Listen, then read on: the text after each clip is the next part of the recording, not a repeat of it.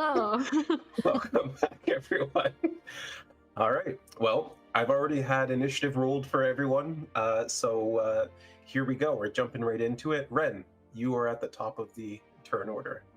Oh, good. Okay, so can you describe to me exactly what just happened? Like they jumped out of the water? So, yeah, you guys were walking north on this little causeway here into this larger piece of land. You heard some bubbling and some rippling in the water, and then as you approached, suddenly 4 of them splashed out, jumping onto the land, and they are all looking pretty aggressive, brandishing weapons. It's clear they don't want to talk. You're welcome to try. All right.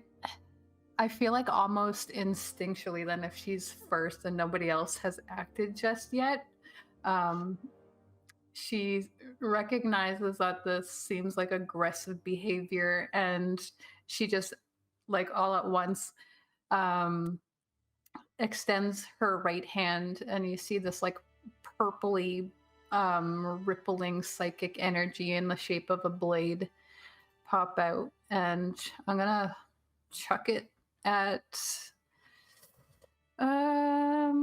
yeah, probably number 2 who's in front of Rhowan there. Oh, I think you double clicked them because you're untargeted.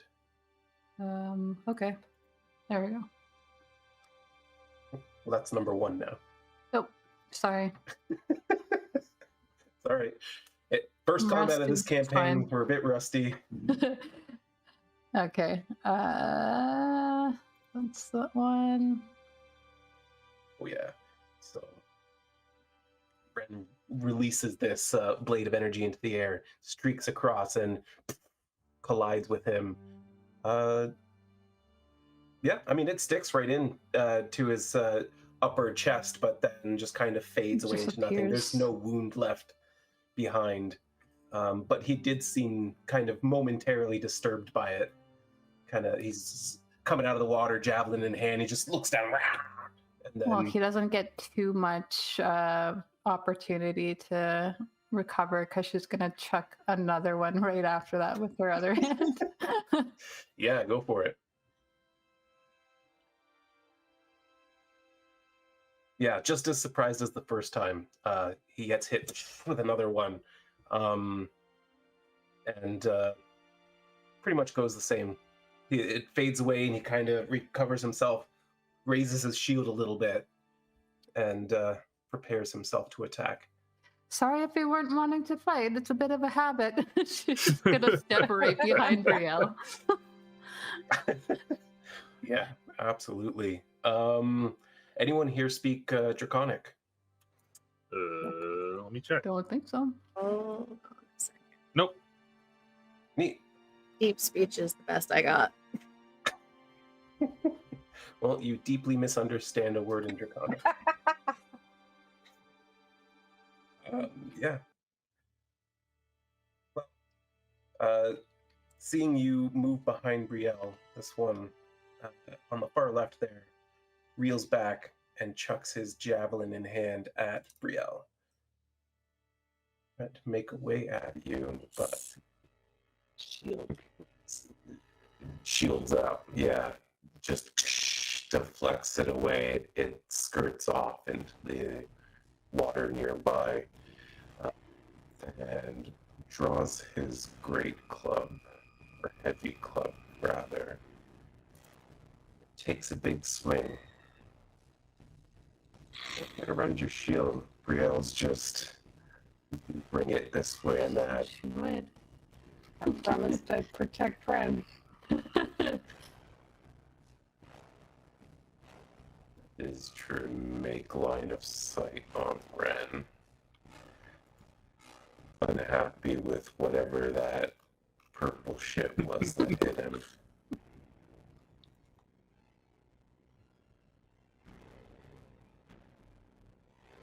Wren's too quick Just though. kind of like slips, behind Brielle a little bit more. She was kind of shifting herself to realizes that the second one's probably angry at her. And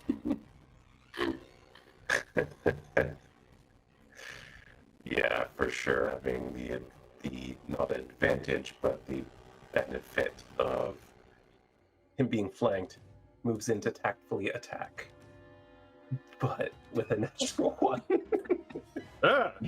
What's has Rhowan got a shield, or is it just Yeah, Rhowan does have a shield, but I think Yes. he goes to block and then realizes that he doesn't need to and just sort of jukes to the side a little bit. Yeah, absolutely. And he just slams his club down. Dirty water just kind of squirts up all around the place. But two more come running. What's the distance there? Oh, you are within range, Sylra.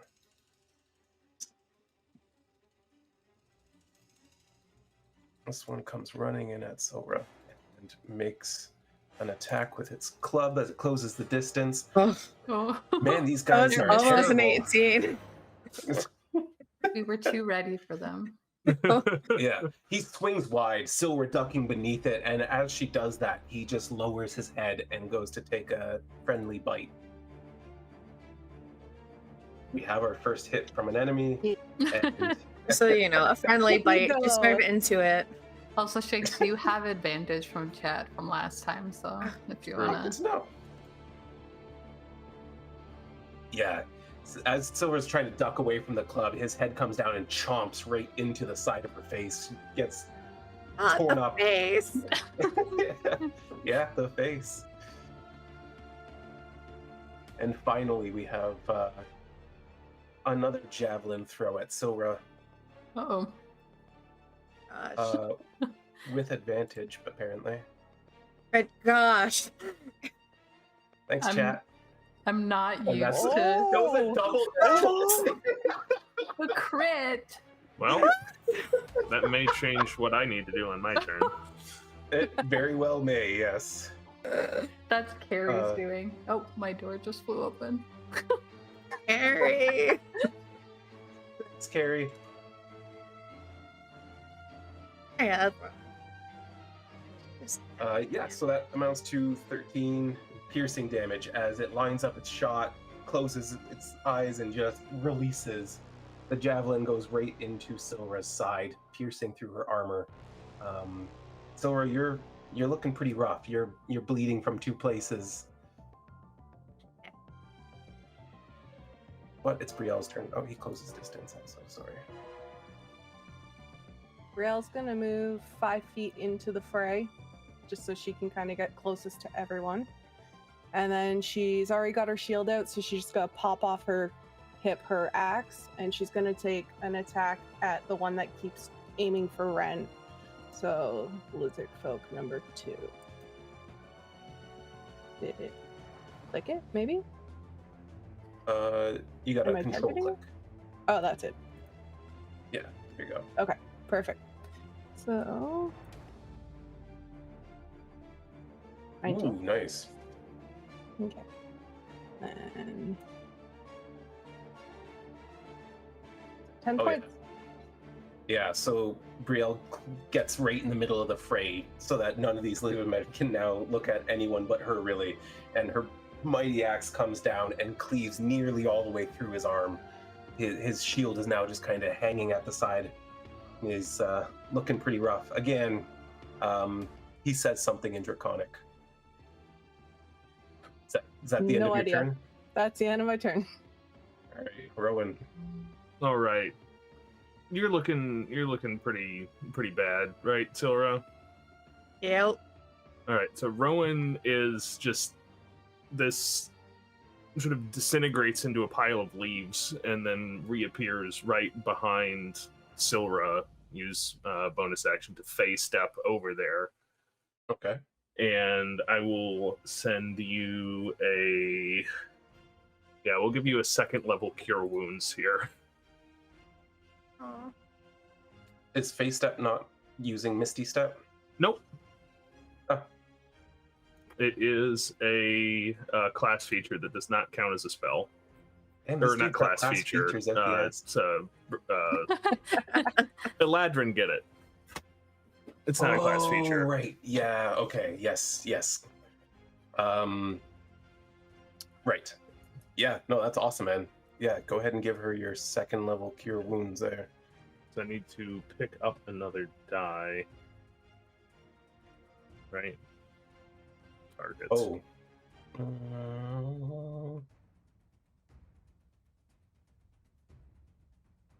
Yeah. If you want to just roll, we can deal with it because you're probably not set up to upcast over there. Oh, you did all right. Yeah, cool. Oh, thank you. Yeah. Yeah. Yeah, he suddenly in a burst of leaves, Rhowan is behind Sylra and conjuring healing magic, funneling it into her. You feel a lot better and are able to even remove the javelin from your side. That is going to be it for me, though. Nice. Adam would like us to ratatouille these creatures. All right, Sylra, you're up. You're feeling a lot better.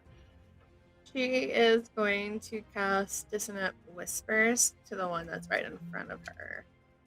Yeah, absolutely. So go ahead and target him and do the thing. That is a successful saving throw from the lizard man. But I think it does half Whisper damage, still has. so. Yeah, so go ahead and roll damage. It'll half it. And yeah, suddenly everyone can hear this cacophony of like whispers building on top of each other, and no one hears it louder than the lizard man standing in front of Sylra as he suddenly puts his hands up to his head and shakes it off. He seems troubled by it, but he's okay. Is that end of turn for you? Yes. All right. And Wren. I think I'm going to do the same thing. Yeah, let's see. Just gonna pop out and try to finish off this lizard folk too. Yeah, okay. I'm not gonna do it on the map, but she is gonna sidestep a bit and then come back. Yeah. All right. He is within melee of Brielle, so you can. Oh, nice. You can use your sneak attack. That's good. Yeah. Good girl, Brielle. I try. I'm gonna use my you advantage. could. Yeah, go ahead. Right. No. Come on. So a 2 and a 4. Yeah. Better. Can I use? It is better. Can I use sneak attack on my offhand too, or just Yeah. the? Okay. Yeah. Try that. Just once per turn. If I could hit. If I could hit. Incremental It improvement. It was good, yeah. Getting better. It's getting there next 2, 4, time. 6. She's Next one not will be an used to 8. fighting in a team, so she's like trying not to hit everyone who's like running all over the place. She sees that Rhowan materializes into like leaves and gets like thrown off by that, and her blade goes like veering off. Yeah, and God damn it! yeah, as soon as he sees you reappear from the other side of Brielle again, he's got his shield up, and neither of them can get around him. Is that your turn? That is my turn. Awesome. Well done.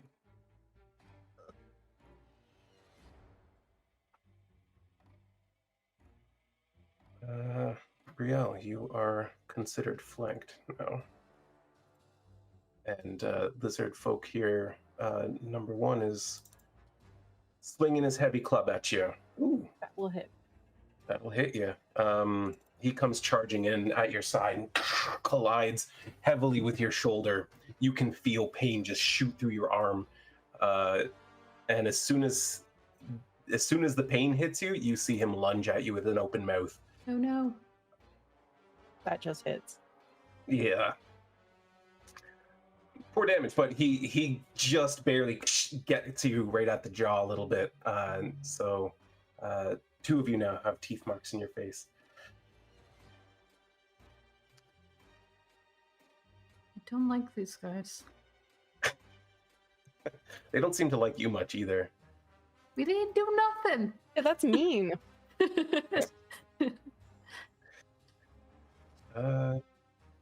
Yeah, Brielle's just kind of in the middle of the sandwich at this point. That's the point. So she's gonna get some focused attacks on her. That's not gonna do it.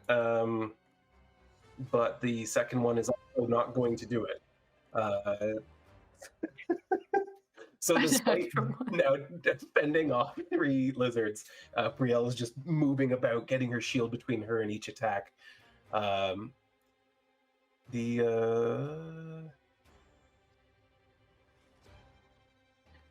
a lot of nat ones. That is a lot of nat ones. Oh boy, I'm not sure. Yeah, okay, so I think one of them calls out something in Draconic once more, and this one turns its attention to the warrior who is now single-handedly fending off the 3 of them.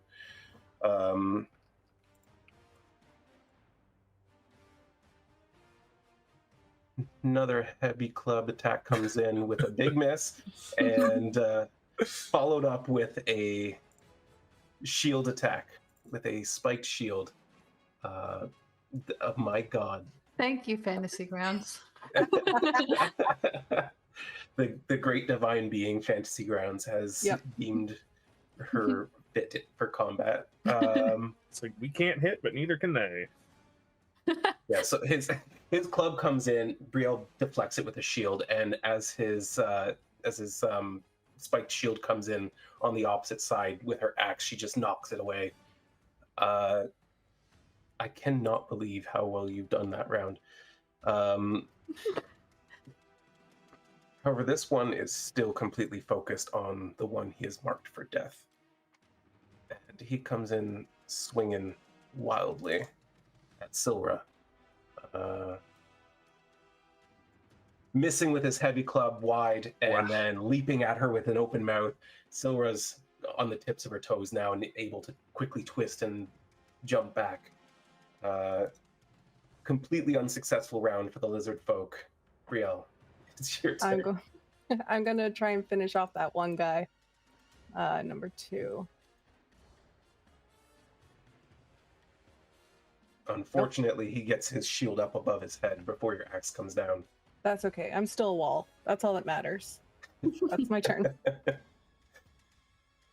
That's your whole turn? Yep. All right.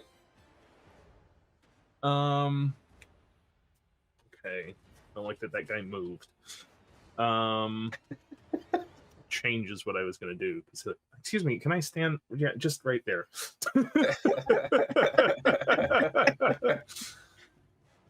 How deep is this water?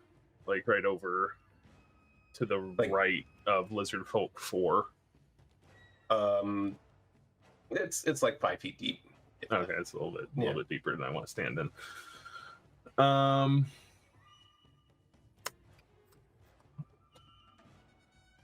don't have any good options. It's a gradual, but yeah. I'm just gonna hold up my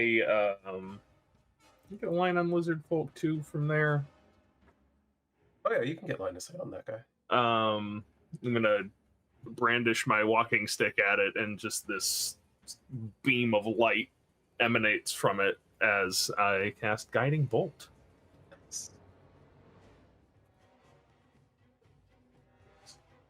Abilities. Actions. Yeah, locked into a skirmish with Brielle. He's pretty focused on the fight in front of him, only looking up at the very last second to see this beam of pure radiant light streaking towards him. It is far too late for him to move out of the way, and it just takes off a good chunk of scales from the skull, and he goes flying backwards into the heavy grass. That's it for him. And then we'll move around that guy to there, just getting a little bit in the water. Yeah, absolutely. All right. Well, Sylra. Oops. Or Wren, whichever. Sylra. I'll go good. Okay, so Sylra is going to cast Shillelagh. I can never say this properly. Shillelagh. Yes, that. And use her quarterstaff that she's going to grab with 2 hands and attack the Yeah, lizard absolutely. folk 4. I just need to figure out how to do this. Well, you've got them targeted, so you just gotta use the attack roll from your character sheet. Oh yeah. So right as Rhowan starts moving behind him, his attention is divided, and you actually had a +2 on that as well, but that's fine. You hit him anyway.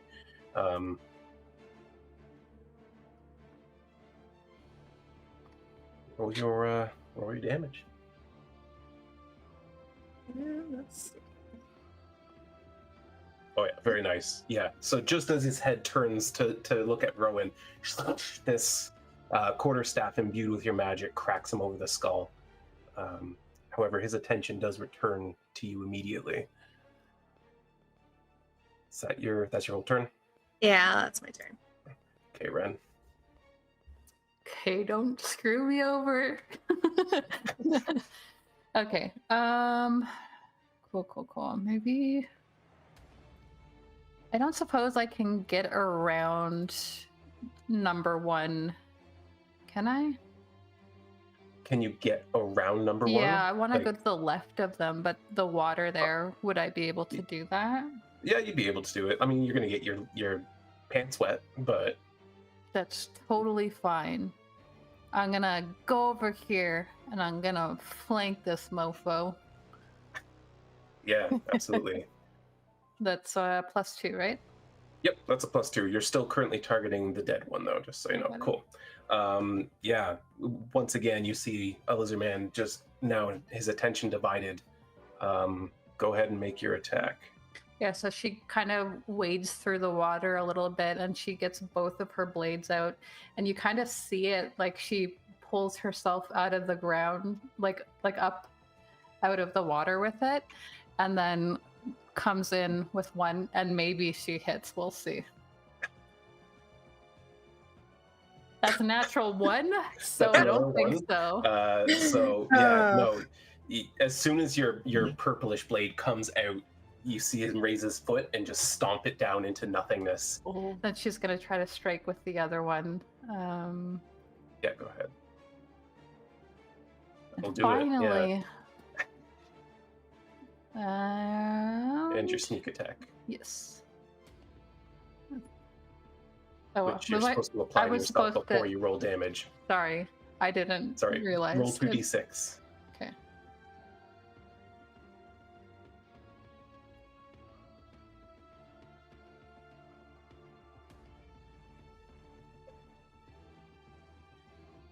Nine. All right. Yeah, you.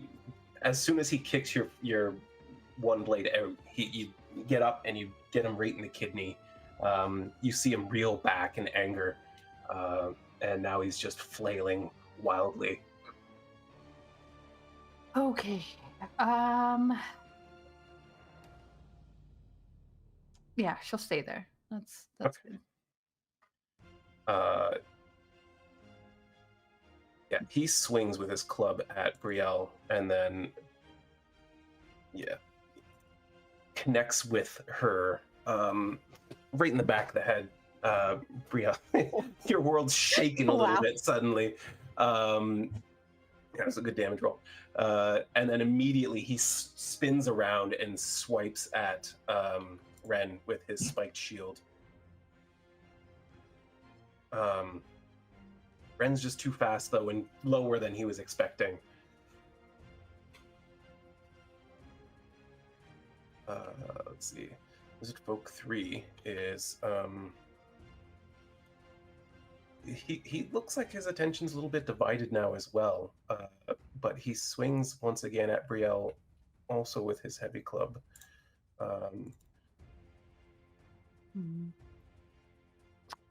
But yeah, Brielle, you've got your armor and your shield protecting you pretty well.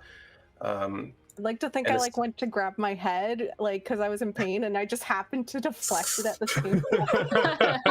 Oh, that hurt. Oh, okay. Yeah, as soon as he hears Club connect with metal, he turns his attention towards Sylra and makes an attempt with his bite. And with Sylra's attention on the other one, he manages to grab her right above the elbow and just yank some flesh off her upper arm. Yeah. Sylra's looking hurt again, as is Brielle at this point. Damn. Okay. I'm Maybe Ben needs to fine. step in front now.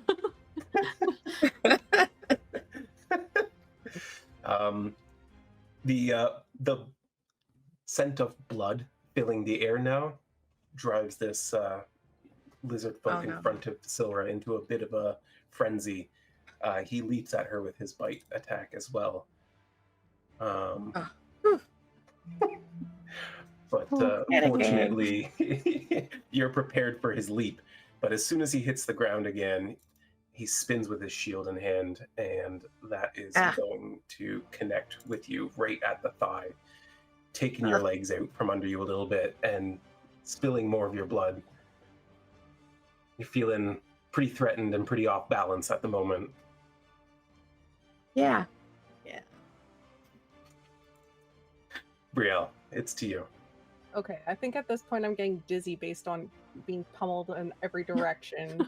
But I probably would hear Sylra like screaming and stuff, so Yeah, I'm going definitely. to target Lizard Folk 3. Am I targeting it? You Why is it are not doing targeting 2 at the moment. Not I on should probably just target. take off the battlefield. Let's do that. Why are you not targeting? You are now. You are now. Good. Okay. Yeah. All right, let's try and hit it. Boom. Oh yeah, big swing with your axe, and Tiny damage. unfortunately, he he catches on just at the last second, and it becomes more of a glancing blow. But you do pull your blade down and cut through his chest a bit more. You can see the frenzy in their eyes at this point. They're both like panicked, but also in a like state of bloodlust. They're not gonna turn and run, but I'm gonna stay where I am only because I saw Wren ducked out from behind me, so I feel like I would be like, oh, she's doing that for a reason, so maybe I'll stay where I am. And then that's my turn. makes sense. All right, Rhowan. I'm gonna pop back over here. We don't need to do the moving because I'm just gonna move back to where I'm at the end of my turn, but I'm gonna juke around this guy. And as I'm doing that, I'm going to expend the use of wild shape, and various unseen points of light start glowing on my person as I channel the power of the stars and enter the chalice form. As Nice. I then once again reach out and put a hand on Sylra and give you another big ol' cure wounds. And then as I am doing that, I need to double check. Okay, so you're going 13 hit points back, and read this. New features.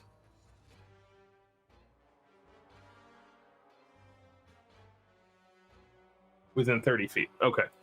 And then some of this starlight that is...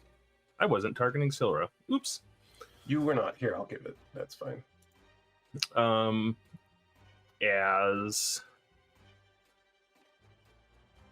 I then focused my attention on Brielle, and some of that healing light that was washing over Sylra continues and makes its way to Brielle for... Don't have a button for this. That's okay. One of these days we'll test functionality before the game begins. There you go. Thank you. You're welcome. Nice. Yeah, suddenly just all the healing magic pours out of Rhowan, and the two who have been taking damage are feeling a lot better.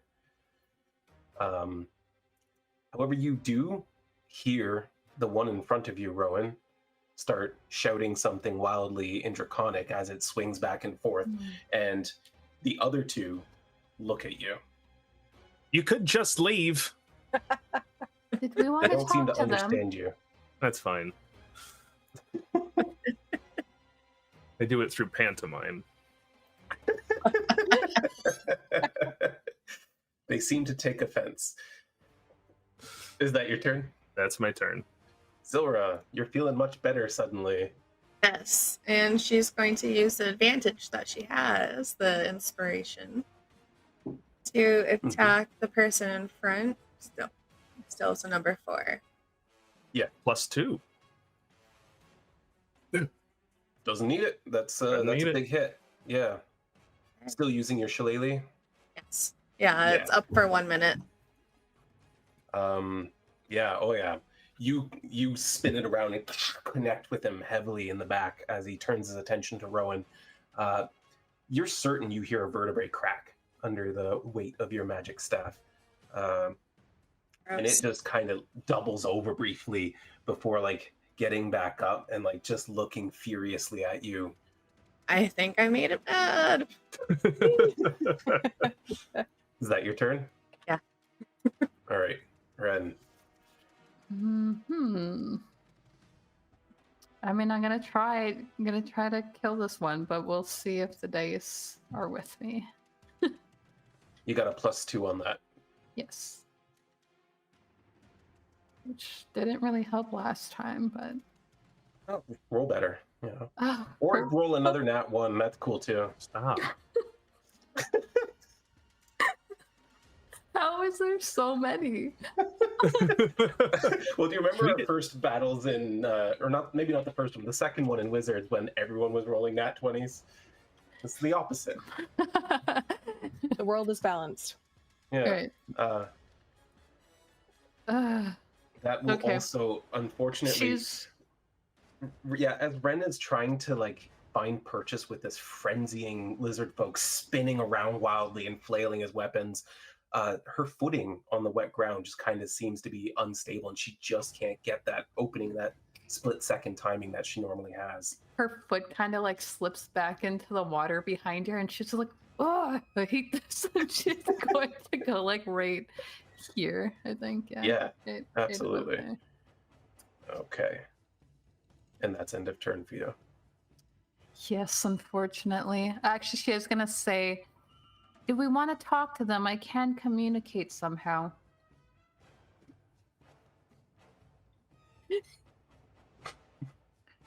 Up to you. I You feel hear a like when very you're the one casual that up to you from over there. Yeah. I feel like when you're the one that stabbed first, talking is not a good idea now.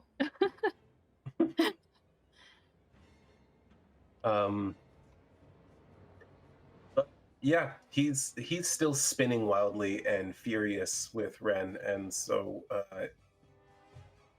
a heavy club comes her way. But now that she's on good footing, it doesn't connect with anything. He continues his spin all the way around and swipes at Brielle with his shield, and just collides with her armor in a way that like seems to knock some sense into him. He stops spinning for some reason.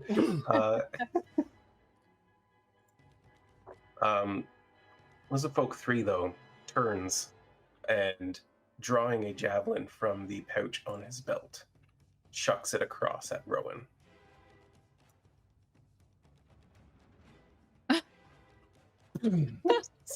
Longest battle ever because no one can fucking hit. Yeah, no. And just as you showed there, David, it just you basically batted away with your shield, and it just soars off into the trees. And as soon as that happens, he starts charging towards you. Brielle, you get an opportunity attack. Yay. Get him. Got this. Oh yeah, that's a hit. Got him. That Yeah. is a hit. Yeah, he turns and starts running towards Rhowan, and your axe just gets him right in the back as he's running. You see him falter and fall down to his hands and knees before getting back up, shrugging off the pain and charging at Rhowan. Rude. Rhowan, he comes leaping at you with a bite. That's fine. They're mad that he's healing everybody. I mean, yeah.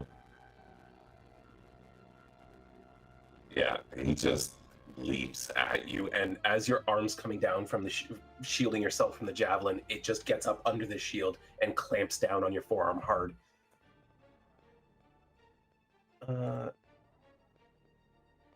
As the other one, standing up now from his wound in the back, still seems to turn and focus on Rhowan. He swings his heavy club down at you with great force and gets a glancing blow off your shoulder. You feel the Now pain they run can down hit. through your arm. Yeah, now they can hit. But before you can even respond to the pain, his spiked shield comes up from underneath and just, yeah, you just leap back into the water a bit, and his shield just goes, and you see him kind of go off balance from the momentum of the attack. Brielle, it's back to you. Okay, I'm gonna try and hit lizardfolk 1 just to finish this so I can run away. Oh yeah, There we go. Yeah. that'll do it. That will not. Nope. I rolled so many ones for damage. Yeah, his shield is already in contact with yours, and as soon as you bring your axe in towards him, he goes to block it, and it just deflects off, and you cut open his cheek a bit. But other than that, he seems all right. Does he look like damaged, like rough, or? I mean, you've wounded him for sure, and so has Okay. Wren. But I'm just gonna be like, Ren, you got this next round. I want to run over there. Yeah. I got it. Rhowan, If I shift around lizardfolk 4, number 3 is going to get a free swing on me, yeah? yes, that is Okay. accurate. Alright, why not? I'll use my other I'll use my other teleport today to pop over here. We're doing I want great. none of this. And let me get my 20-foot cube that I prepared earlier. Cool. I had Thunder this wave. earlier. Oh, nice. Yeah, absolutely. They Yeah, just- target them, give them their con saves, and suddenly in a burst of leaves, Rhowan disappears, rematerializing across the water there a little bit, and there's this sudden of thunderous energy. One of them seems to catch himself and shield against it a little bit. The other not so lucky. Both of them, however, seem to succumb to it. As soon as the crack of thunder occurs, you can see that blood begins to pour from holes in their heads, and they both just kind of crumple into each other, unconscious. Is that your turn? That's my turn. Well done. Sylra, the lizard folk you were just fighting is unconscious. Only one left on its feet next to Brielle. She's a little bit stunned, but quickly turns around to find the last one. She's going to move over there and take a swipe at him Yeah, with like her on top of him. quarterstaff. Oh yeah, that'll hit. Sylra just charges towards it, both hands, and just cracks him in the face. He turns to look at you at the very last second, and all he sees is a face full of wood as you crack his skull. He falls instantly dead to the ground at your feet. We okay? Everybody okay? The bruised ego. Alright. Bit of a headache. That'll but heal. I think I'm okay. Oh, and she's like moving around, trying to like get her joints back in order and everything from all the hits she's taken. Yep, no, feels good. Yeah, I think we're good.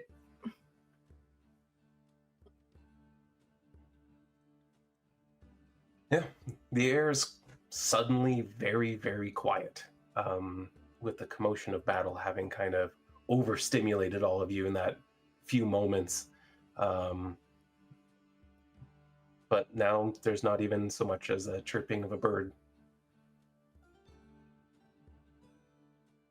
Brielle will have taken Sylra's hands after she's like checked herself out and be like, Sylra, you did it! Did you see that? That was amazing the way you just like came in and you like whacked him in the face. That was awesome.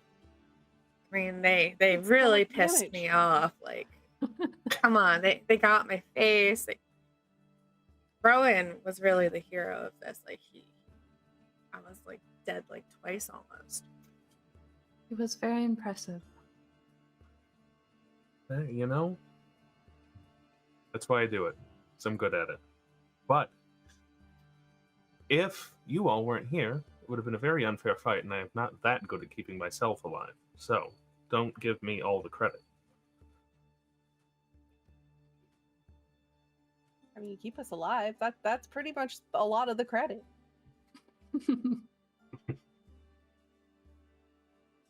I agree. I think you're being too modest. The way Just you make like sure you turned save. to leaves and like poof, that was so cool too.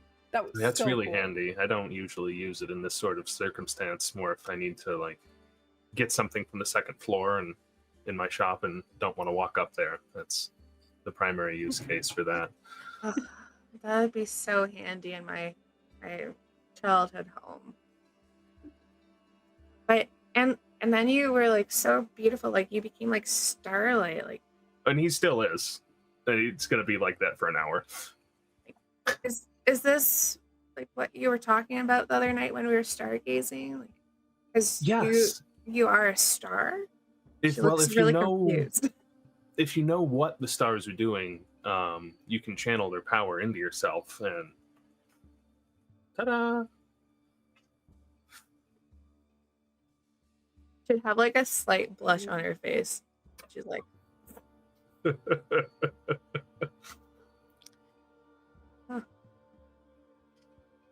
so You think one day we can star dates together and you can teach me how to do that? I think right? so. Yeah. Okay. That'd be awesome. Sorry, Sylra, what were you saying? I talk over everyone. It's what I do. She's a little bit like dumbfounded right now. She's like, I don't even remember anymore. I think we should keep going if more lizard folks come out. It's probably a good idea. She's going to like kind of look around. She seems like she's maybe a bit turned around at the moment, like, and we were going, and she almost like starts walking back south before she turns Wait, no, north. this way. But before we go, I'll open up my little satchel with a handful of berries. Anybody need a snack?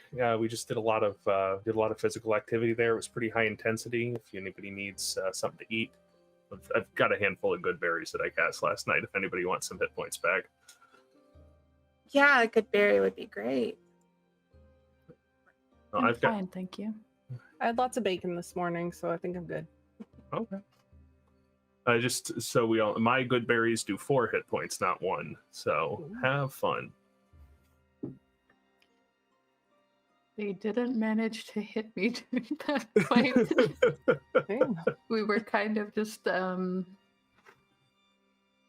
swiping at the air, it seemed like.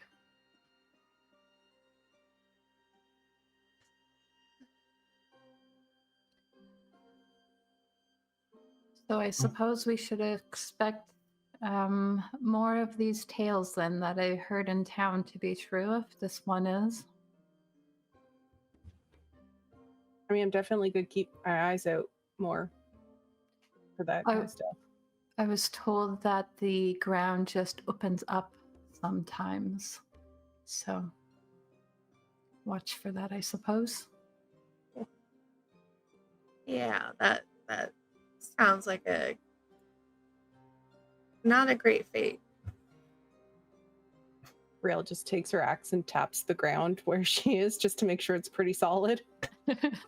You hear It's very wet ground. Yeah.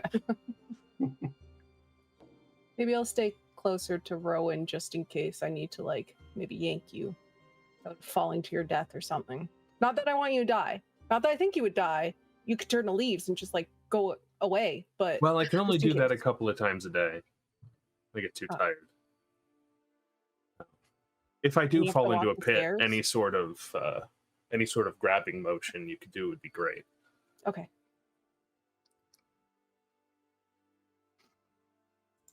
Onwards. All right. Why don't you give me a perception check?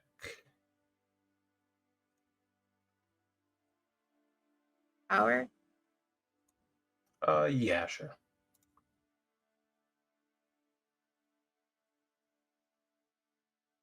Damn. Okay. Well, yeah, it won't be necessary for anyone else at this point. Sylra, you as soon as you start walking, notice that where the two lizardmen that landed in front of you in the grass, there is a like a rucksack sitting there. Looks beat up, looks worn out, but like and wet as hell. So.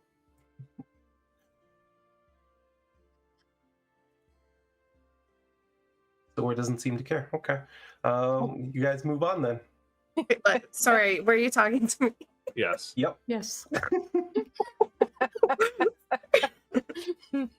She's going to bend over and look in it. I was looking at my spells. Okay, I'm sorry. You were the only one who rolled perception. Oh, really? What? I thought I there was... rolled two. Rowan I rolled as rolled well, two. but he didn't roll as high. But yeah, you look inside it, and there's a collection of some coins, 22 silver and 16 copper, and there seems to be like a quite a large implement in there. You pull it out, and it is what looks like a very unusual great axe. It is a pretty sturdy, solid, hardened piece of wood, and bound to the head of it seems to be the mandible of some sort of large insectoid creature. When you feel it, it seems to be like made of chitin and at least as durable as steel, if not harder. Sylra is doing this like out in the open, like she's looking through the stuff. Yeah, she's going to sort of hold this up and be like, can anyone use this?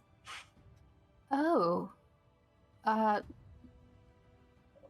mean, no, but the large bugs that I heard about, that I wonder if that's made from them. The large what? Oh, that was another thing. Apart from the ground opening up sometimes, there's apparently bugs as large as horses out here.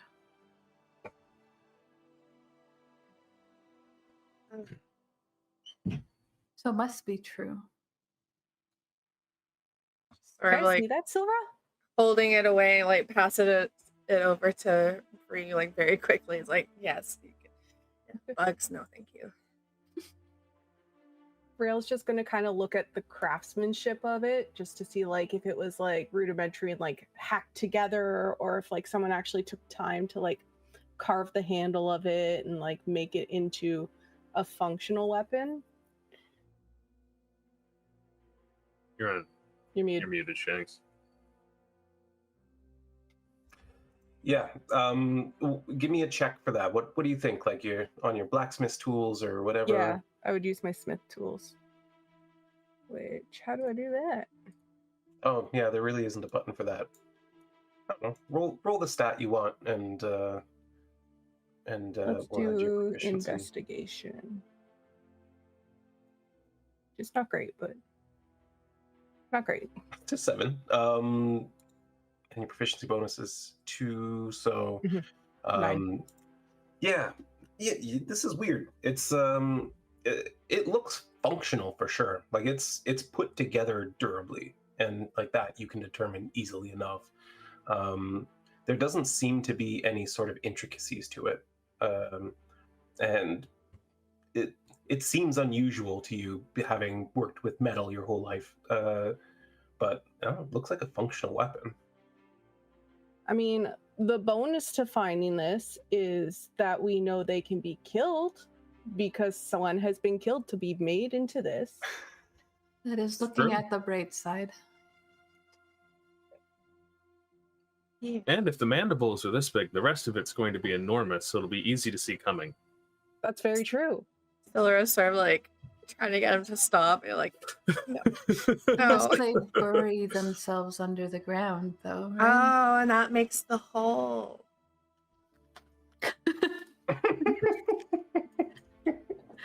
I'm looking at Wren's intelligence score, and she's just like, yes, exactly. Well, ground this wet, nothing's going to be doing any burrowing. Any sizable tunnel would collapse immediately. Okay. So we're safe for now from them. Right? Yes, I think so. Yeah. Well. Shall we? He looks so nervous right now. All right. Well, with that bit of knowledge gathered, you head off, continuing your path. You are you trying to stay on like dry land? Are you working your way around to try to continue north, or are you going to be like pressing on through water and that sort of thing? I think I'll try and keep us on dry land as much as possible, but if there's occasional small patches that we need to ford, won't fuss around with that too much. Yeah, fair enough. Well, it's slow going because you're kind of like streaking back and forth a lot. There's significant flooding here, worse than you're even used to in spring, and it's getting to be more and more of a dreary day. There's heavy clouds moving in on the horizon, and the journey that you know should take about another day and a half to 2 days to the mountain is now looking like it might be more of a 3-day journey.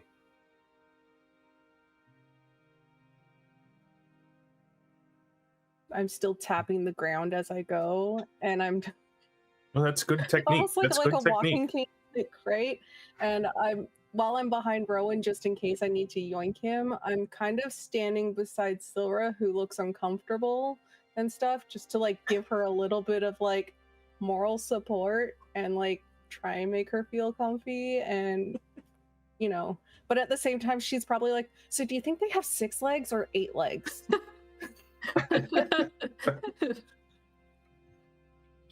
I think Wren is walking behind Brielle because, as much as she doesn't want to admit it, she's comforted by the fact that she is checking the ground for cave-ins as she goes.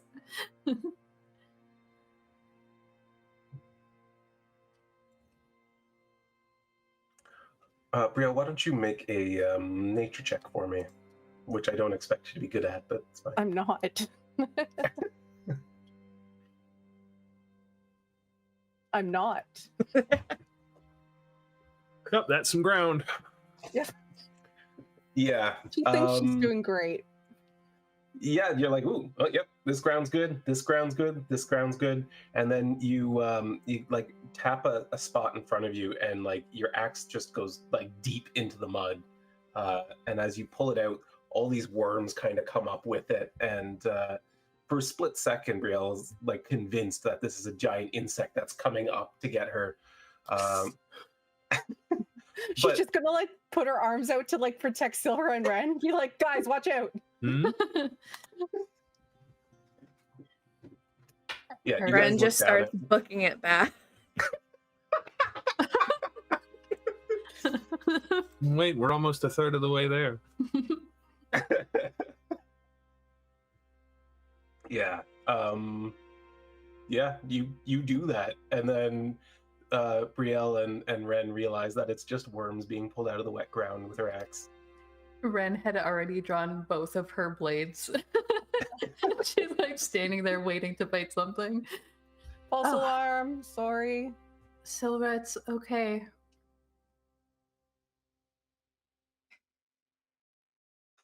Okay. She'll Give sort up. of like come up, but like stay a little bit further away from the axe. Just in case. I'm helping. You know, of all people, I didn't expect you to be afraid of some creepy crawly. She kind of gestures to the overall motif that Sylra has going on with her look. Well, like spiders are fine. I'm used to they? them. But like I'm not used to these other things. Did you not have them much where you lived? Well, I mean they were different. Hmm. So these I guess they're just newer to me still. It's new to me too, if that helps. And she's going to tuck a piece of hair behind her ear, and then you notice that she just kind of gets closed off again, and she goes, right. And she's going to go forward and follow Rhowan.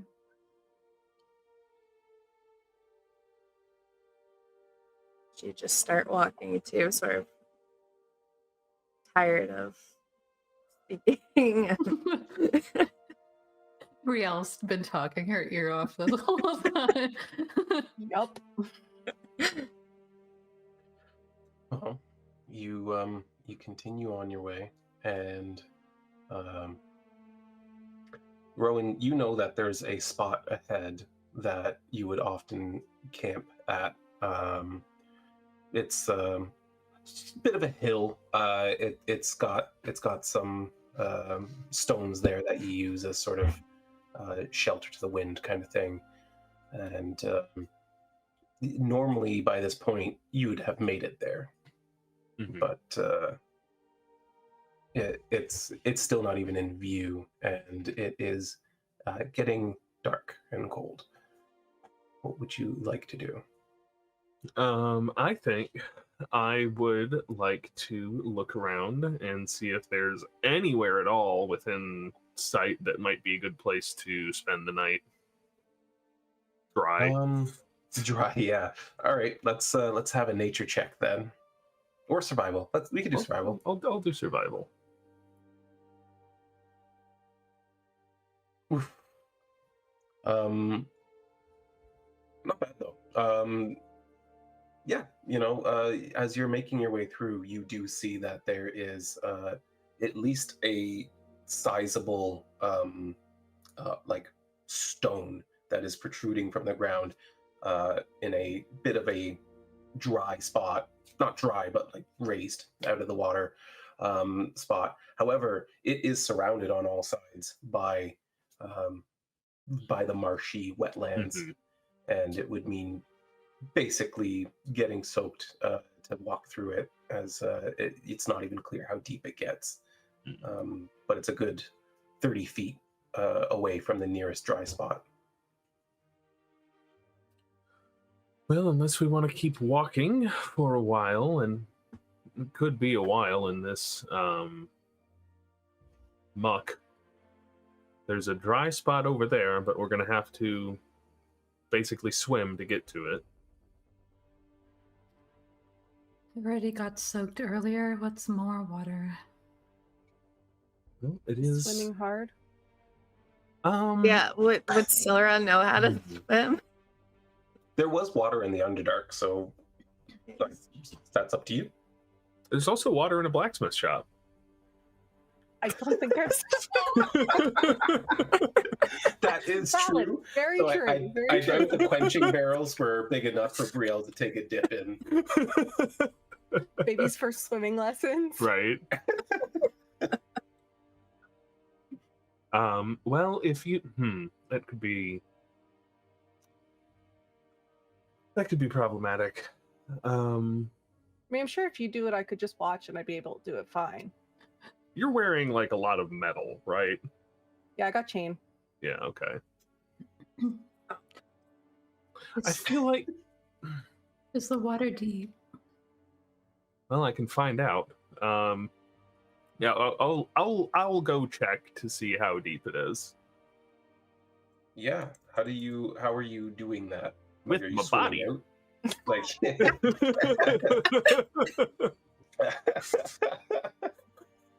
Axe. I mean, yeah. You got you.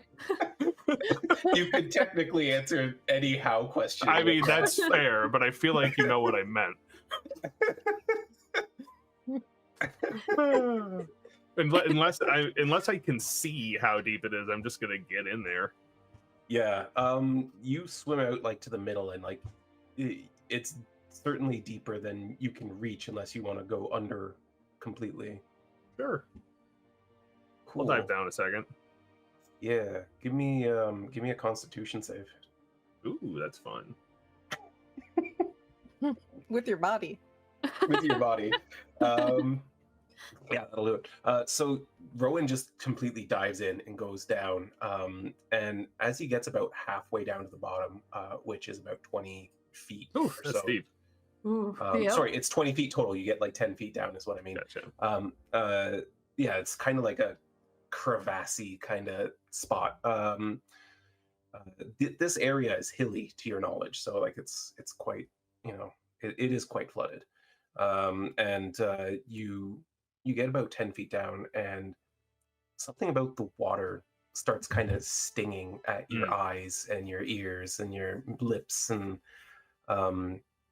you are able to like reach the bottom and determine how deep it is. But as you're coming up, like you're feeling it more and more and more. You're able to shake it off, but you almost feel like the water is slightly toxic, maybe poisonous. That's bad water. We don't want to get in there. Ugh. He says completely submerged. As I'm coming back to the shore. Oh. So we need to go around then. And we? Like bad, like how? Toxic? Oh, okay. Don't know if they have the concept of pollution here yet. Really? Is acidic, perhaps? It burned my eyes, ears. Ah, so like a rotten tomato or something. Yeah, like that.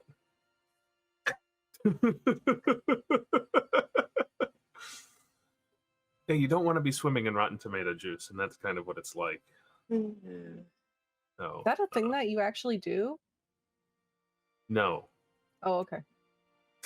You just don't. I mean, I would imagine that one wouldn't want to. It sounds unpleasant. Okay.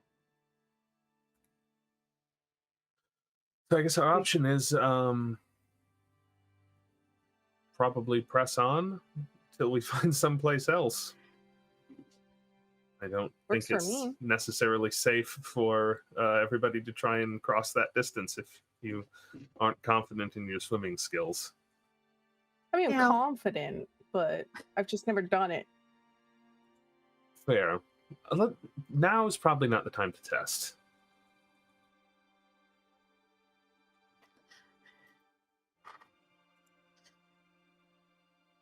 Do you know a better way to go to get out of here? Not to that rock, but I do. There's another place up ahead, but it's going to take us a little while to get there. We're probably in for a late night and a late start tomorrow if we keep going now. Well, I mean that's better for me. That is fair. Will it get more dangerous as the sun goes down? Most likely, it's harder to see. It's colder, and being wet and cold can be a dangerous combination.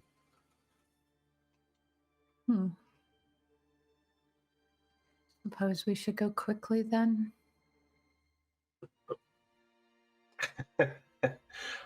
Yeah, it's getting dark, and most of you have dark vision, which is fortunate. I do not. Yeah. Is there something you're doing about that? I think she just kind of speaks up a little bit as it gets harder to see, and she says, should I just be following the sound of you all, or should I maybe use my lantern? I don't want to attract anything to us. Well, if you're okay with, holding my hand, we can walk hand in hand so you don't get lost.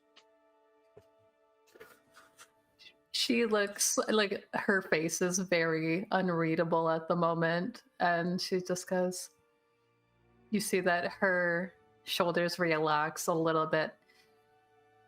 That's probably the smartest choice. And she's going to reach out. She's not going to hold your hand, but she will grab onto your wrist. She'll grab somewhere like that your skin, that it won't be like skin to skin contact with you.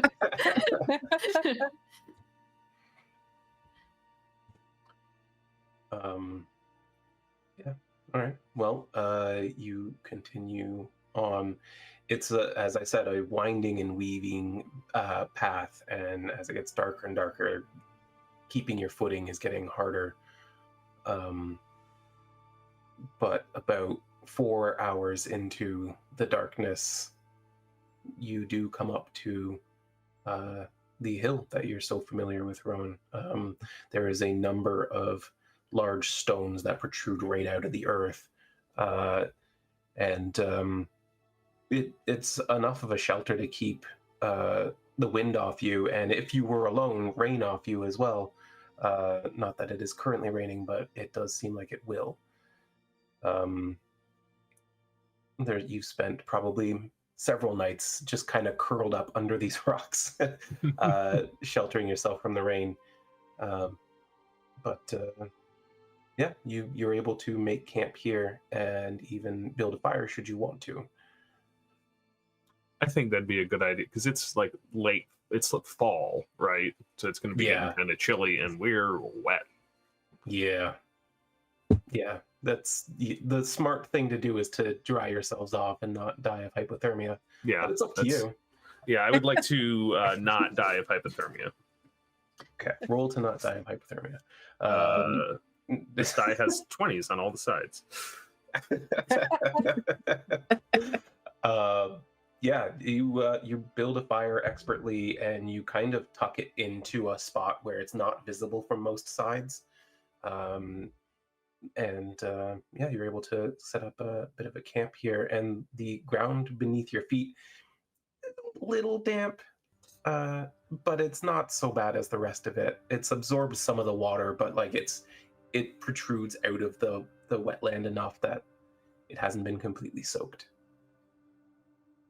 Is there anything in this spot that I'm just, because I'm having trouble visualizing, that Wren could like go around and like have some sense of privacy from? I mean, you could go around the protruding rocks to the other side, and you'd still be more or less within earshot, but like, yeah, she's gonna grab her stuff after warming up by the fire a little bit, and then she says, I'm just going to go deal with these wet clothing of mine. I haven't a spare change of clothing. And she's gonna kind of wander off, and she's gonna change, but she's also like trying to make sure that her clothing she was wearing gets dry so that she can like double up tomorrow. Fair enough. Yeah. What's Sylra doing? Sylra she'll probably take her boots off to put it by the fire and then potentially climb on top of the rocks to sit there looking up at the sky. Yeah, absolutely. You could climb up on them. They protrude out from the hill itself a good 8 feet, and they kind of tower over the area a little bit. But there is sort of not really a flat, but like a rounded top that you could sit on fairly comfortably and look up. However, aside from the glow of all 3 of Aetherim's moons that you can see through the cloud cover, you can't really make out anything else in the night sky. She would keep watching until, it was time for her to either trance and or watch for danger. Fair enough. Well, over the course of the next half hour or so, you notice that this time of year is something that is called apex. Not that you would necessarily know that, but Rhowan would certainly be familiar with it. It is when all 3 moons sort of converge in the center of the night sky and then come apart slowly. Sorry. He said the name of the thing.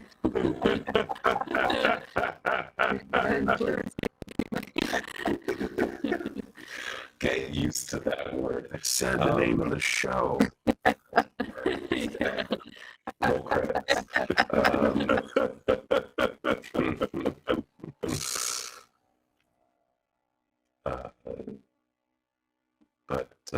Brielle doing? She's probably taken her boots off and her socks off because nothing's worse feeling than wet socks.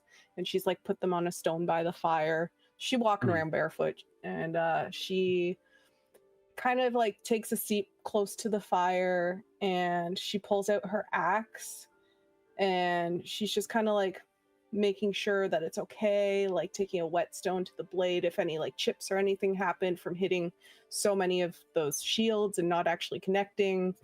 And then she's probably running her thumb over a rune that she's carved in, sort of thing. And she's I knew I forgot something. I should. And she's just gonna be sitting there kind of as she rhythmically runs her fingers over this rune, it's gonna glow a little, and just for a brief second, and then it'll go back to just being solid wood again.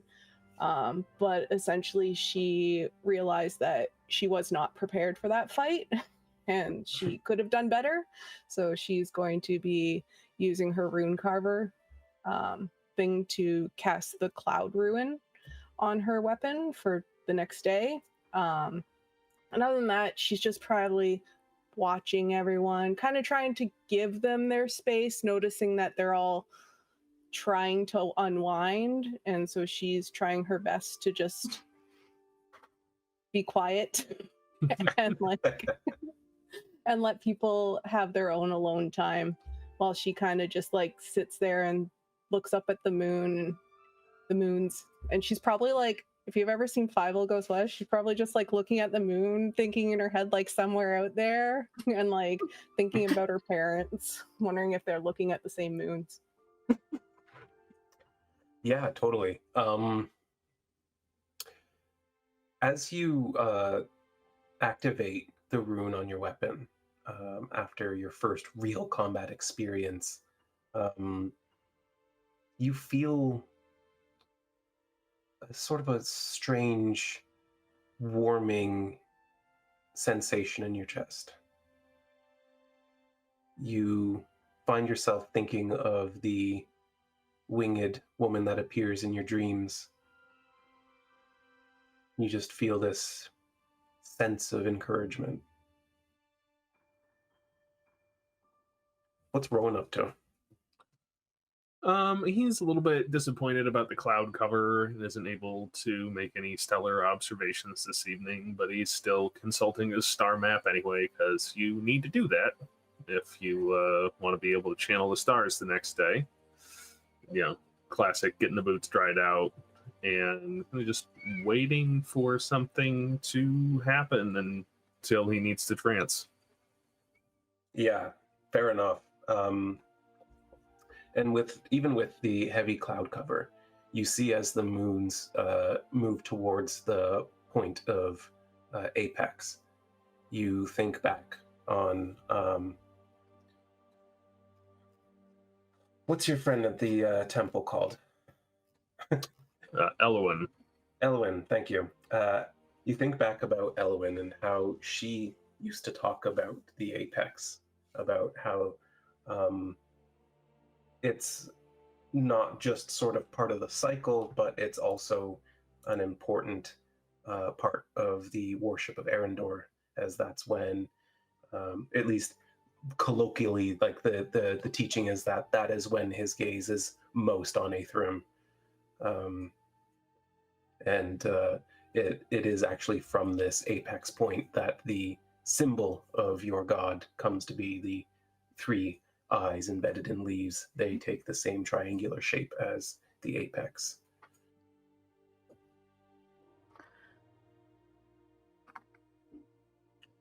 Furiously writing the lore. But with your fire lit and clothes being dried out and everyone feeling a little bit worn down from the long trek and the fight, you find yourselves ready for sleep or trance. So how are you handling this?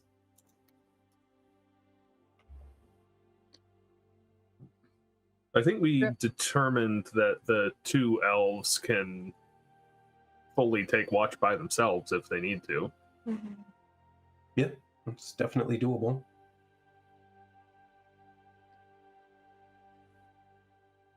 Brielle probably just like look in the direction of Wren, wondering if she's coming back or not, because she can't see. Well, she can't see in the dark, so I'm Yeah. worried about her. I'm trying not to But I'm interrupt anybody. But I'm just gonna like patiently be like she'll probably actually be lying down, but just staring in the direction, hoping Wren comes back where he's sitting.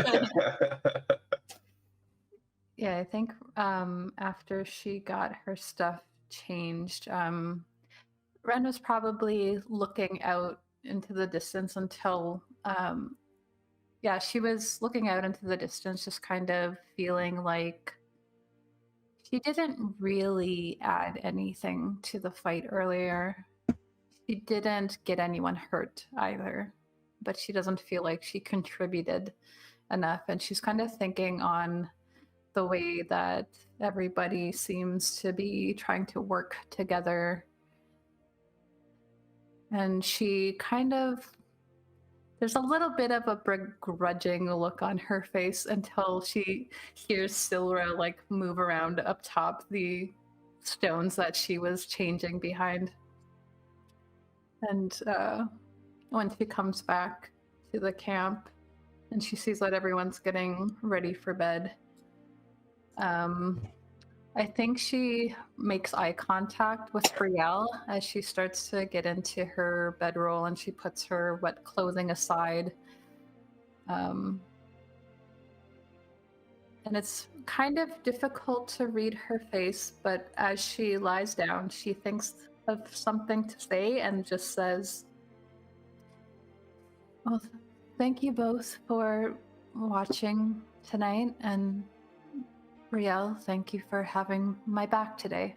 And she's going to immediately like turn in her bedroll so she no longer has to face Brielle.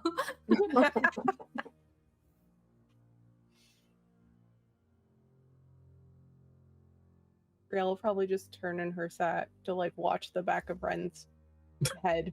Just to, like be like, and she's like smiling, and it's kind of hard to tell in the darkness with the fire flickering, but her hair has like a faint glow to it, and she's got a smile, and she just like kind of like is very happy until she like passes out, which she'll pass out hard, but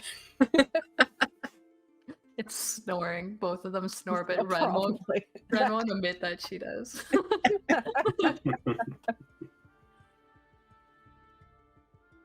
All right. Who's taking first watch? You can take the first one. Okay.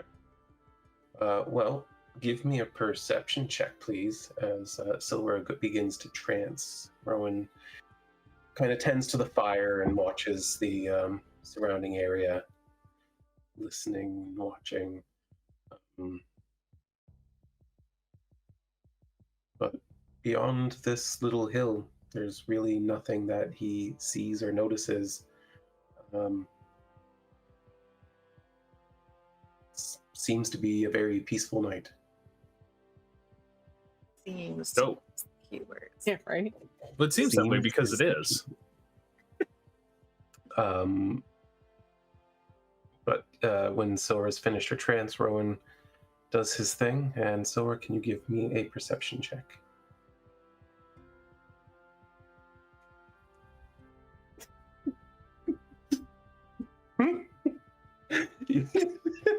I don't like to reveal, but like it's just too funny to me that you both rolled ones. Nice. We're just that tired. This has just been, a series of ones tonight. Sylra, you're like Rhowan. There doesn't seem to be much going on beyond your little hill here. But even with your nat 1 of a perception roll, you cannot miss the fact that about 2 hours into your watch, suddenly the ground begins to move beneath you. It rumbles outward. Nothing seems to happen. She's gonna sit on edge for a while to see if it happens again. It does not. She won't wake anyone up unless they woke up because of the rumbling, but she'll let them know in the morning. Yeah, it wasn't like an intense shaking, but you've experienced earthquakes even in the Underdark. It's actually much more unsettling down there because anything can collapse on top of you, as well as opening up beneath your feet or anything else for that matter. This was much less scary to you, but still a little unsettling. It seems to have no cause. She's just gonna be thinking about big bugs the rest of the night. Yeah, and as the night comes to a close and dawn breaks, it just as you start to see like the hint of twilight on the horizon, you also feel the beginning of rain. As it starts spitting at first, a few droplets here and there, and just continues to exponentially grow until you're in a solid downpour. The sensation wakes Brielle and Wren, fortunately at the end of your long rest, but suddenly a deluge, and you are both soaked through, as well as whatever clothes you were drying. She gets up, her hair's like already matting against her face. That's not pleasant.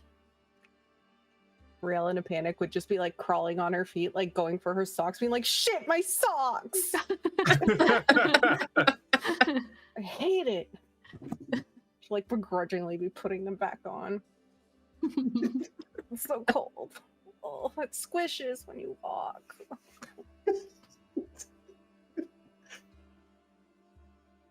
Rhowan, your trance is also finished at this point. Well, at least we're not going to get sweaty today.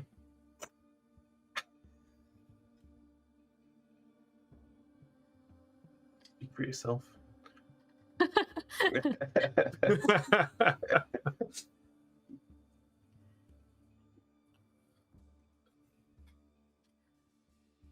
So, what's your morning look like, guys? What do you...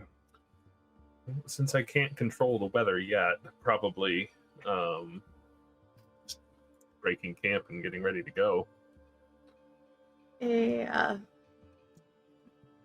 Alright. Guessing the fire not Yeah. necessarily still going. I mean, it was at first, but it's dying out quickly. Yeah, so she's gonna be eating a cold breakfast. Yeah, I think Wren will have a ration. She's trying to hide it from the downpour at the moment. She's like, Yeah. she's under like her shawl thing, but the shawl is so thin that it's not really doing anything. It's just kind of delaying when the drops are coming through. There is about enough space for someone to lie down under the rocks in a way that they would be sheltered from the rain. But Just two, lie two down. would be We're all pushing just it, like sitting around. but like, you could Get all try cozy. to squeeze in there. Yeah. No, I think I ate a good berry at the end of my watch, so I'm good for the day.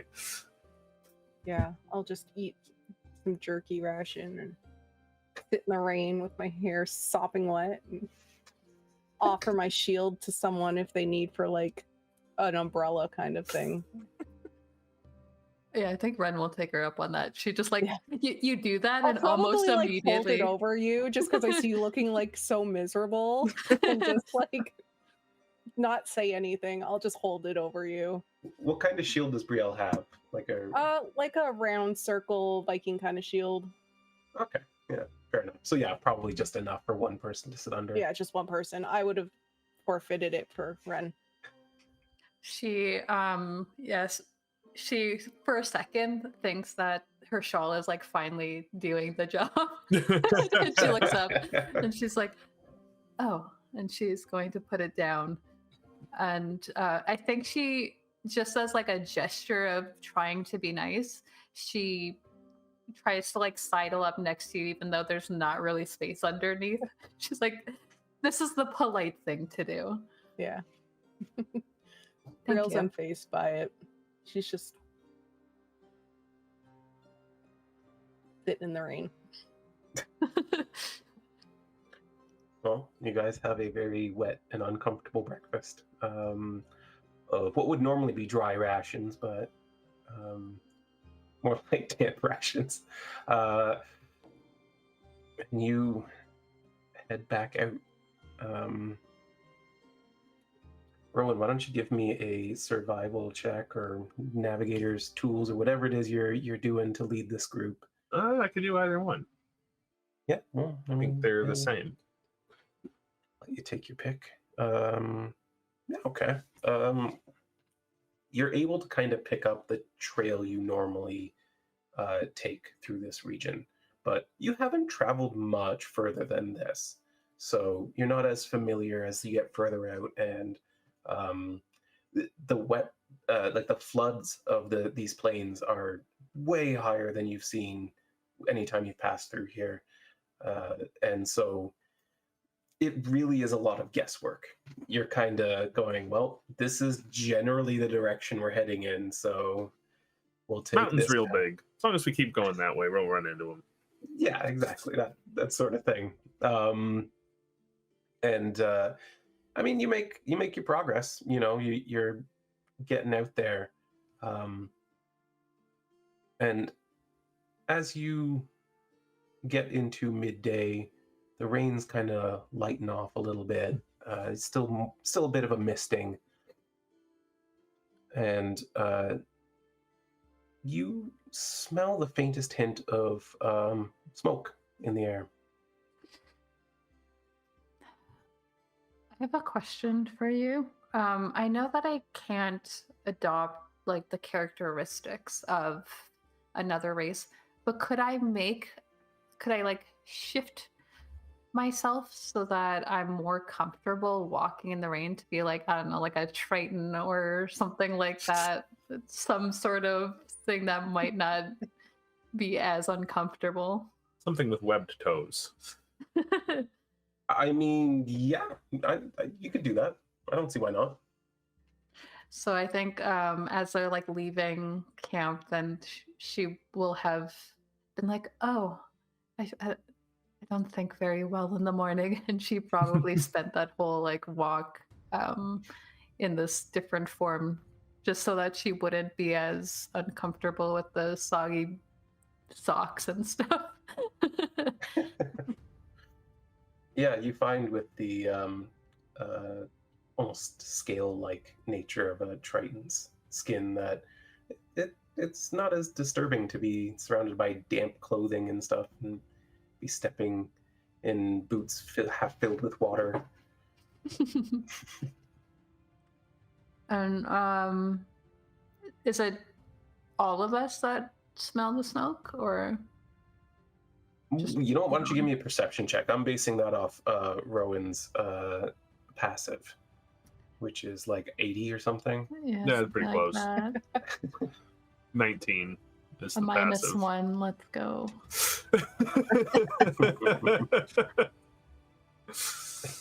Yeah, Wren's not smelling anything, neither is Sylra. It just smells like wet ground. Just the rain. Yeah.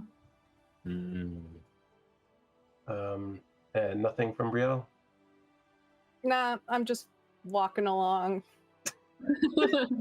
I'm not even trying to notice things. No, I'm probably still focused on like tamping the ground with my axe, to be honest. Because especially if Sylra told us about the ground shaking in the morning, I'm a little more paranoid about that. So I'm probably like tamping it. Yeah, totally. Yeah, so the three of you don't notice anything, and Rhowan, it's faint, but like it smells like wood fire. I'll make a note of that and keep an eye out for smoke.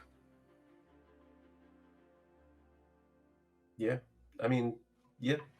Can I kind of tell? Can I smell it blowing in on the wind from a particular direction? Yeah, give me a perception check. Let's see about that. It's a high DC because it's raining and it's kind of hazy, and that's a nat 1 again. So what the hell? I don't fantasy believe you. ground? What is this? I just don't believe you. You know,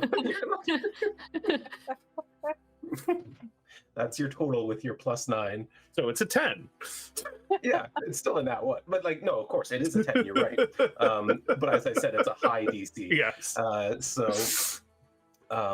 Yeah, no, it's too faint and it's too hard to tell wind direction with the way it's kind of hitting you from both sides. Mm-hmm. Yeah, I'll just keep a nostril out for it, I guess. Just one. Keep a nostril out. Yeah, but you continue on until you hit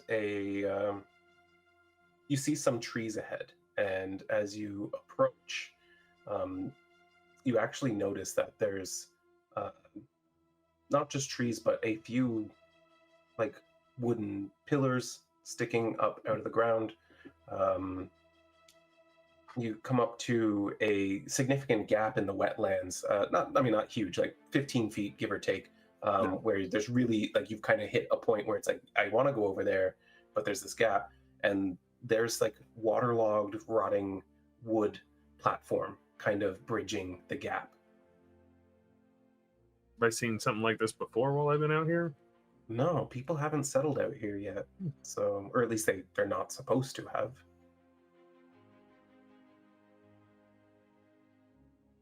That's weird. If the others can't see it, I of course point it out to them. I doubt I can see anything that isn't pointed out to me. I'll take Wren's head and just kind of go like that. It's quite obvious, like once he points it out, but it's like the wood's kind of mossy and fading into the background and stuff like that. But you can see like across this gap, there's some like pillars sticking up. Now that you're actually looking for it, there's other like little wooden platforms that like maybe they were floorboards or something at one point, but they're kind of just crudely bridging gaps here. Is that something we should be concerned about? Maybe. It's definitely interesting. Nobody's supposed to live out here. And this looks like it's been here for a long time. Hmm. I don't think we should check it out.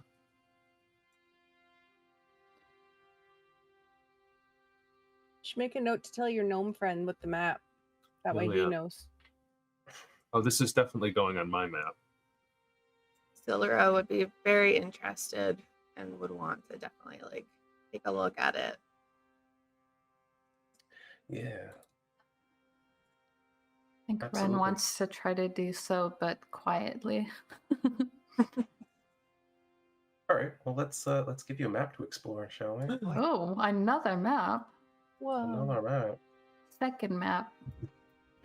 We had one map, yes. What about second? I don't think they know about second map.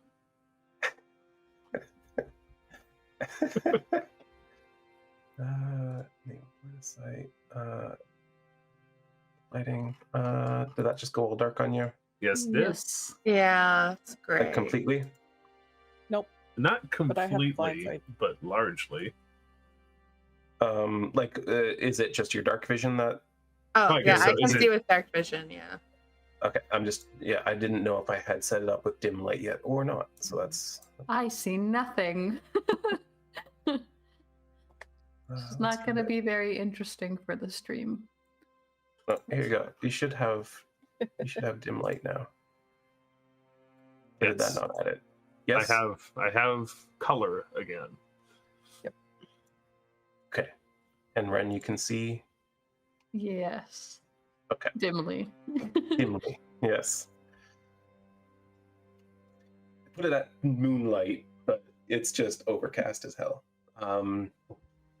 There's you've got this plank board in front of you. There's bits of mist and fog just kind of rolling across the water. There's a number of sturdy looking old trees ahead, kind of centered around the same areas where most of the wooden structures seem to be. It's certainly not what you expected out in the middle of the wilds. And No. I think maybe we'll take a little break and come back to explore it. Sounds good. All right. Well, we're gonna do our break thing. So everyone, get your snacks, get your refreshments, and we'll see you all back here shortly. Hi. Hello, we are back. And I don't know, I'm confused. But we're gonna be doing the rest of this episode here now, like right now. We're going to complete it? And we're gonna see a dog in the background. It's gonna be awesome. No, Pupper. Perfect timing, as all things are. Hi friends. Sorry that I'm not in chat as much as I sometimes am. My attention's divided as much as it possibly can be already. So, let's get back to it. We've got this beautiful map to explore. Map 2 from Electric Boogaloo. Yeah, map 2 Electric Boogaloo. That's a good Don't touch point. the I'm gonna water. make sure I get the function for lightning damage queued up. Wait, And The water is electric.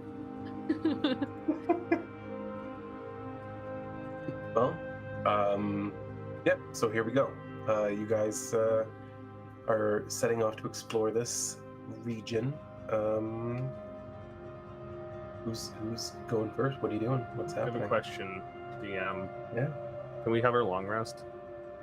Oh, 3 times I said to myself, do the long rest.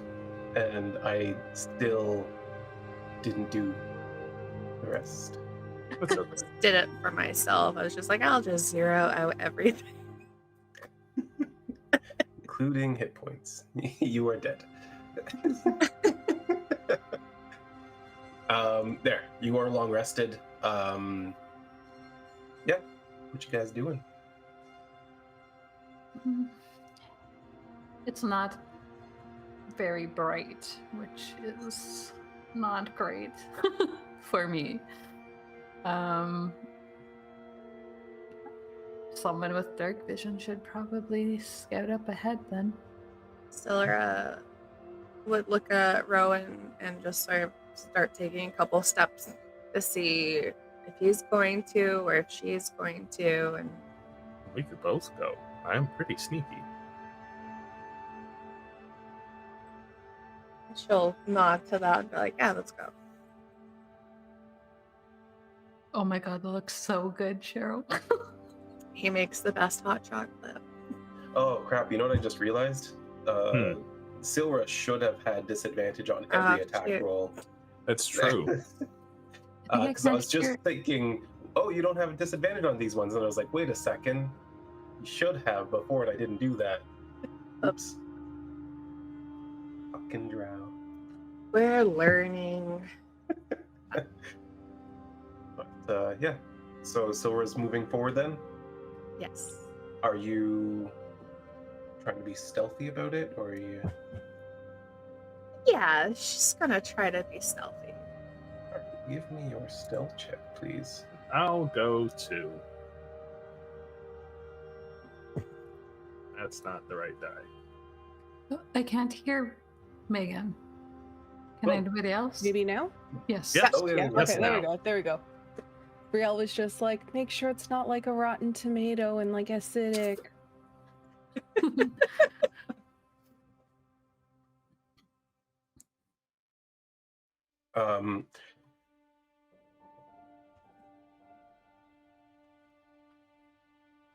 Well, yeah.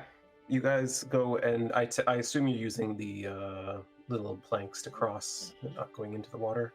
Yes. Yeah, I'm gonna wait until Sylra gets across before I get on it because it looks rickety AF.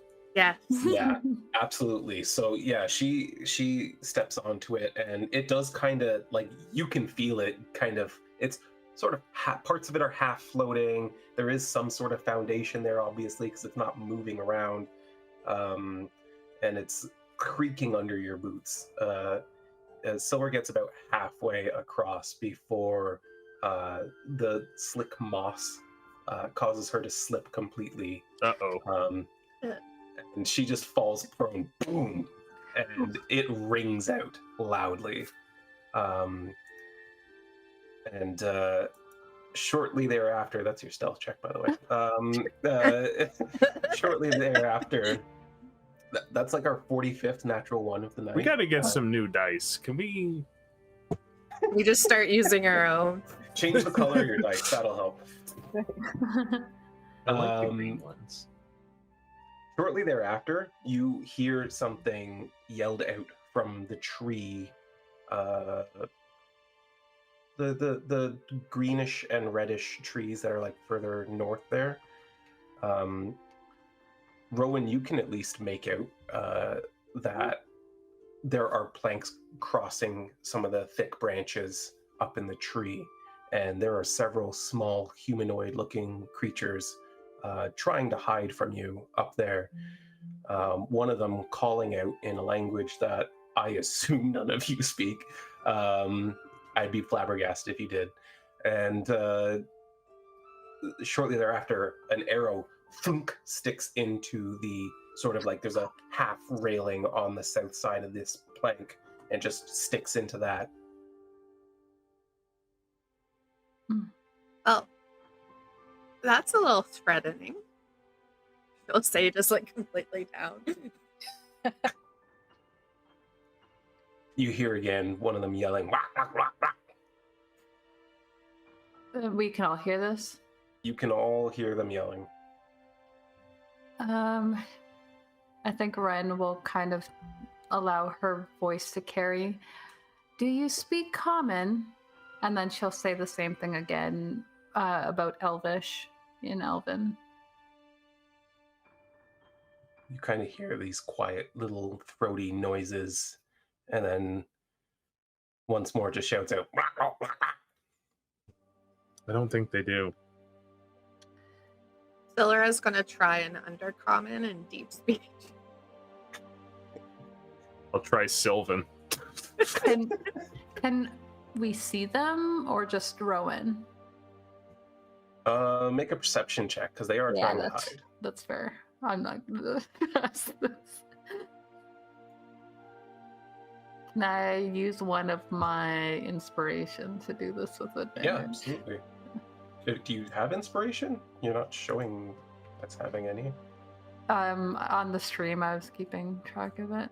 Yeah, she's had 2 for You got one tonight. earlier. Yeah, that'll do it. Yeah, you spot them. There's about 5 little humanoids, and one of them holding a little short bow is like tucked behind a tree branch and has sort of a reddish hue to their sort of amphibian looking face, big dark eyes and sort of a wide snout. And it doesn't respond to any of the others calling out in different languages, really? Nope, it just seems to be waiting to see if you obey its command. Then I'm going to try to speak to it telepathically. Since it says that I don't have to share the same language. Just have to be able to Okay. speak one. What do you say to it? She's going to sort of try again. She's going to be like, there, this is better. Are we intruding on your land? It seems like surprised, and you hear these quiet, throaty noises being exchanged between the 5 again, and then it kind of like peers out at you once more, and you hear me? I do.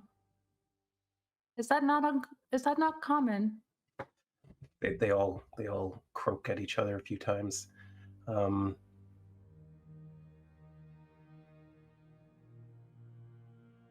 This is our territory. You come in here, we kill you. Leave your stuff and go. We can't leave our stuff, but we might be able to go. I need to check with my friends. Your stuff, grung stuff now. Leave it and go.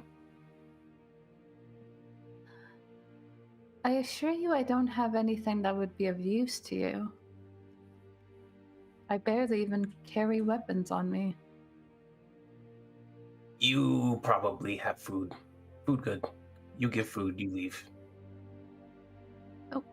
She's going to now speak out loud to the others. They would like us to leave our stuff and go, and if we proceed, they're going to kill us. Oh, well, Grung would like our food especially. I mean, I can just give them some food. She's going to say to Grung, my friend here can give you some food that'll sustain you all day. Yes, give us all your food, and then go.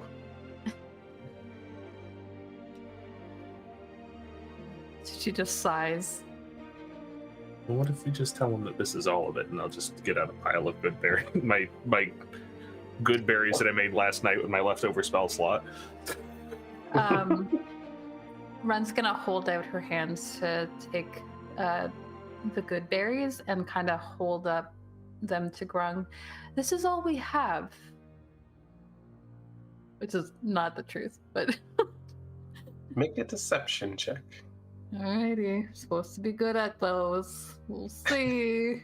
Supposed Would to. this be me assisting by providing the berries? You're not communicating with it, so... Everybody understands the language of food. Yeah. It's fine. I'm gonna. No, it's fine. I think in this situation, seeing food doesn't make him believe that's all the food. Yeah, no, that's totally fair. I had to ask. Yeah, absolutely, man. Okay. I also don't know how you want to play it, but I have the option to boost my thing if it Yeah, is a you're failure. not gonna need it. You're not gonna- I don't think. No, they couldn't have even passed it. Actually, I don't know why I rolled. Yeah. So they talk amongst themselves, and then it says in your head, "Okay, leave berries and go, or Earth hurts you." They still want us to go. Is this the only way through, Rhowan? Is this the? I'm sure there's another literally way. No but- way for you to know at this moment Yeah. because everything's fucked. Oh, But- because it's flooded, right? Yeah. Yeah. Could you maybe ask them if we could go by going that way And where is he pointing? through the camp? Through. Can we pass through? She's gonna say back to Grung. What you mean through? Everything past here belonged to Grung, not all I don't- folk. I don't think Grung likes that, Rhowan.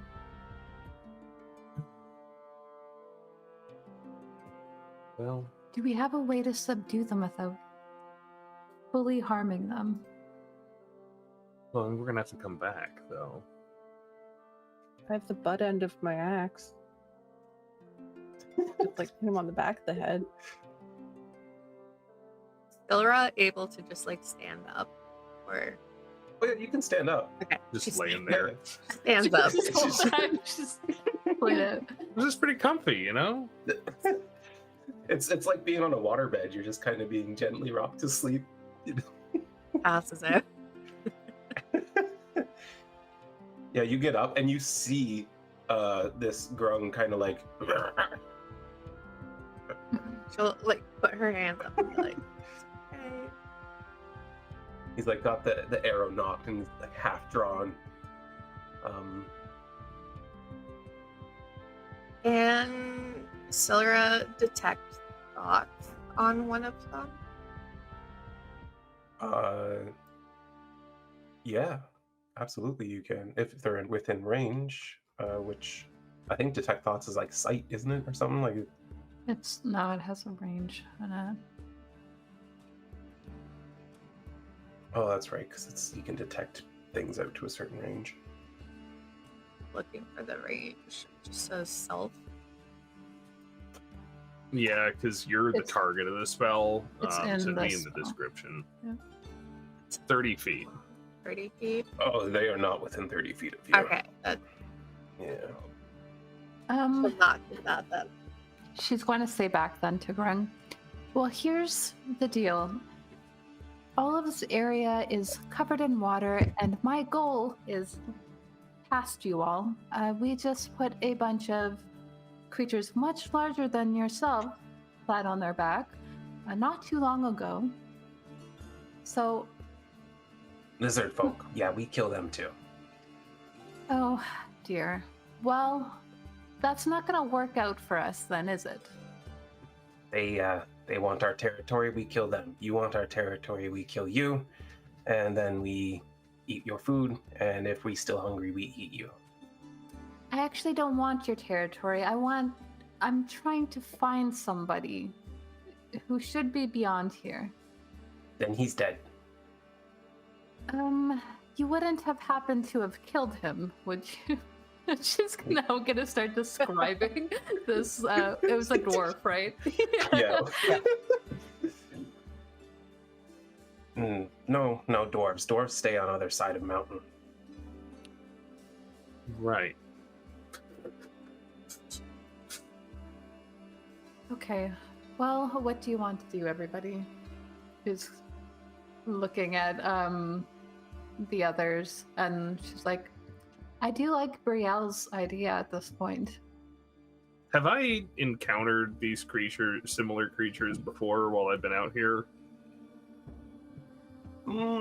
Unlikely, but let's do a nature check just in case you may have at least learned something about them. Trying to figure out if they'd have any predators or anything like that. I mean, anything out here has predators because everything Yeah. out here is predatory. to some degree. Anything specifically? No, you wouldn't Like, know what eats specifically. frogs? Anything with a mouth big enough. Yeah. But yeah, these ones, they seem used to interlopers and ready to defend themselves. Now, you've had this whole conversation telepathically, so we've been standing around watching you just in silence, right? Yeah. Okay. Yeah. Well, she has been relaying some Yeah, parts of it. okay. Yeah. Grung doesn't want us to go past here without a fight, and I don't know that we want to take the chance and go in a different direction.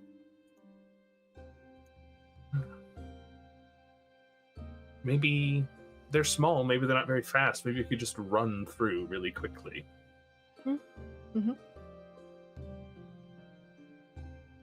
Maybe we could like round them up and tie them together so they can't chase us. So Okay. we're all in agreement that we're going to try to do something without harming them, or at least And we- minimizing it. Try to make a deal with them again. Maybe offer them something more. Or you could do what you did last time and stab them and then ask if they want to talk. Well, I was asking if you guys wanted to talk to them. It was not. I didn't really want to talk to them. You scheme long time. 10 seconds go. He said we have 10 seconds, so I would brace yourself at the moment. That's been 10 seconds, so. Okay. Sylra's going to use Awakened Mind and be like, we can talk too. 'Cause she's able to talk that way. She doesn't need to understand language. The creature You're must able be able to understand their language. Not like she's not able, like, you don't need to Doesn't need share to. language with the creature for it to understand you, but the creature must be Alexa. able to understand at least one language. Okay. So Pretty is much the this same thing. basically like the same thing? You're talking with it Probably. telepathically? Yeah. Okay. I So- would like to say that Wren is taking the dodge action right now while they're doing that. Yeah, Yeah, I totally. pulled my shield out. Waiting She's for gonna be Bo. like, wait. Don't attack.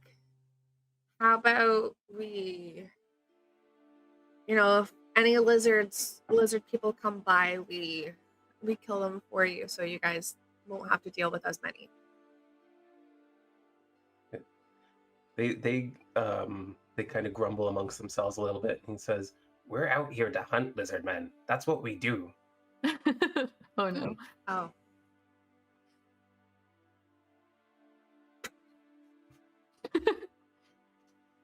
Sylra's just like, huh. I don't hear any of this. It's true. It's just like, nice day. I'm just like, what is happening? Like everyone just is like kind of like off in their own worlds, looking deep in thought, and I'm just like, we're doing anything? I'm just gonna walk up I'm not closer really to sure. where Is the bridge there- kind of is, just to prepare myself. Is there something you guys need or want apart from food and killing lizards?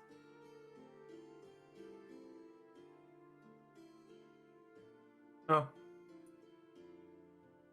Killing inferior races and eating them is pretty much what we like. Okay, well, I mean, we're not going to taste good no matter what. So if you would let us pass, we won't kill any of your lizards. You guys can kill them. We won't take any of your food. You can have our food, our berries. If you let us pass, then I won't. Why we let you pass? Our homes are back there. Well, we don't want to go to your homes. We want to get to the mountain. This just sounds like Goblin Cane. This is what I'm picturing right now. I don't want the entity that I'm attached to attack you. She'll say. We're okay with it. We'll kill it too. Eat its face. Oh, you won't be able to. He's incredibly strong.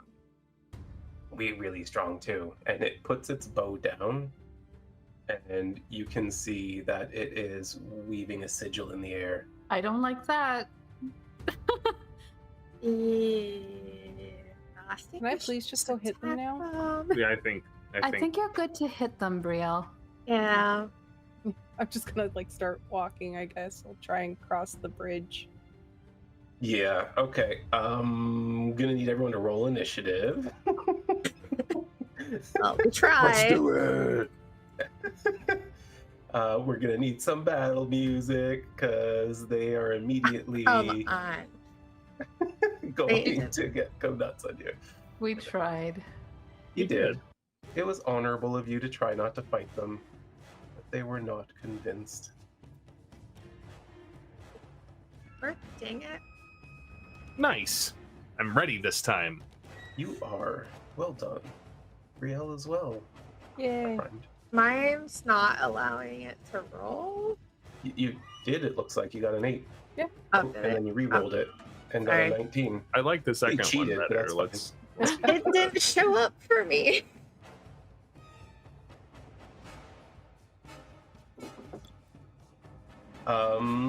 Yeah, so why don't you,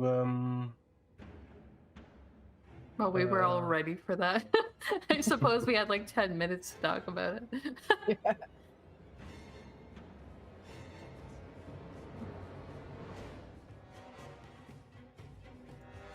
Ugh, my sight is going to be an issue. oh, Maybe not. what did I just do? I don't Looks know, like you man. put It them was down there, and and then they then- went away. It's gone. They went away. And I closed the encounter thing. Does that put them back? Nope, that doesn't put them back. Oh, I see what I did. I see what I did. So I was a this doofus. isn't direct sunlight, right? So You are not currently in direct sunlight because Okay, of the perfect. cloud cover, so you're fine this time. No cheating. This.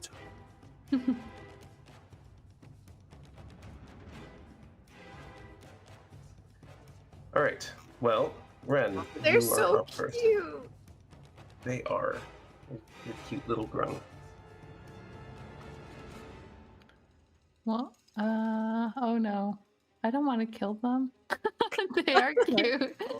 Right? Knock them So- out. Wrap They're them mean up. though. Was the red one at the front the one I was talking to? Yes. Okay, well, I am going to.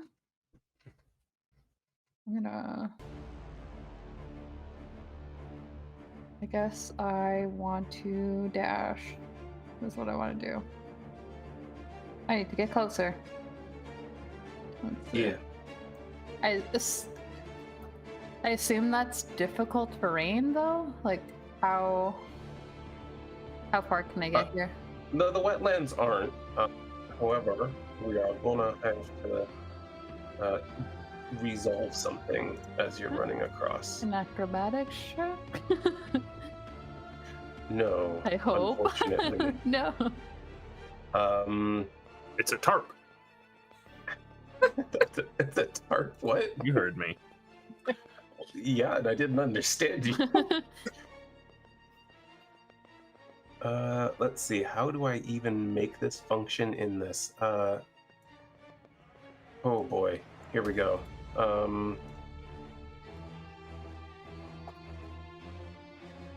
Oh, okay. Yeah. Shit.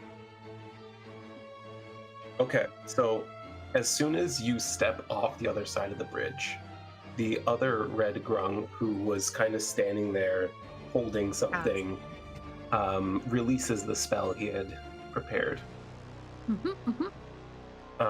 which is spike growth. Suddenly, beneath your feet, twisting, thorny vines just sprout up out of nothing and entangle. And this area has become difficult terrain. And when a creature moves into it or within the area, it takes 2d4 piercing damage for every 5 feet it travels. So you're going to take 2d4 piercing damage for 5. And You can continue to move if you would like to. Would I like to? Do I get the sense immediately that if I just stay put, it won't hurt me? Like, Yeah, like I try to step you're forward and then it hurts and then I stay. essentially, yeah, like you're running forward and these things come up around you and you move through them and they just slash your legs open. Okay, this is not good. She yells out. Shit.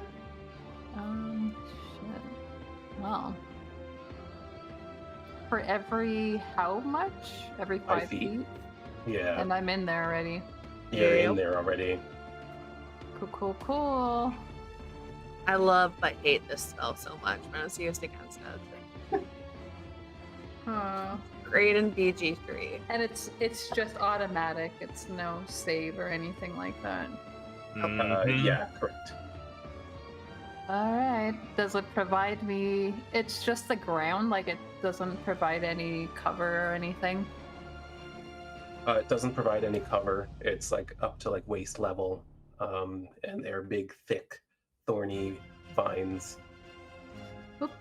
Okay. This is not something I was expecting to do, but I'm gonna check real quick on something. Sorry, I was not expecting that. Hey, who expects a little frog to cast spike growth suddenly, you know? Okay, well, she's upset and she's about to try to triangulate of whether or not she's gonna be able to throw one of her blades, and she's like, no, they're too far. And she's going to dig around in her bag. Pulling out a weapon is what? Free action? You can draw one weapon, yeah, generally. But then to knock an arrow, because I'm gonna use my short bow.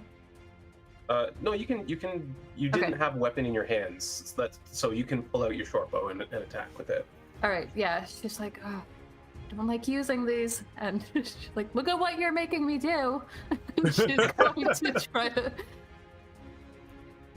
You're okay, yeah. Is that within range of a short bow? 80 feet. Okay, then yeah, only just. Yep. With disadvantage, though, right? No, it's 80. 80 feet is the short range on it? Oh, Yeah. I thought 80, short bows had 320. 60 feet, but... Alright, then yeah. That is a miss, though, however. It just... Yep. And sticks into the tree.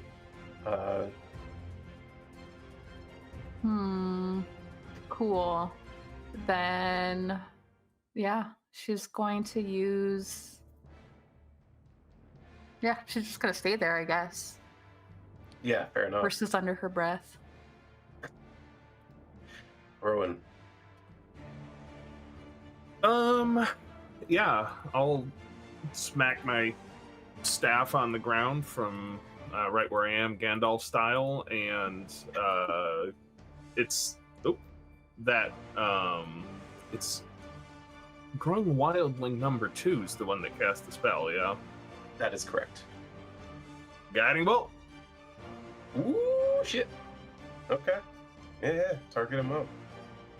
Sorry, did you say, you said Grung Wildling 2 cast the spell? Yeah. No, sorry, it's one that cast it. 2 is in the midst of casting a spell. Gotcha. Well, I'll hit one Great. then. Yeah. Thanks, Guiding Bolt, with your 120-foot range. Yeah. Yeah. And I really want this to hit, so I'm going to use my inspiration. Alrighty. Cool. Make it happen. Guiding Bolt was left for that. Click the advantage button. Target.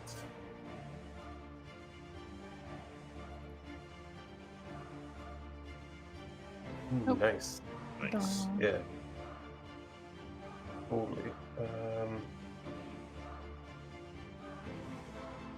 It's a low roll.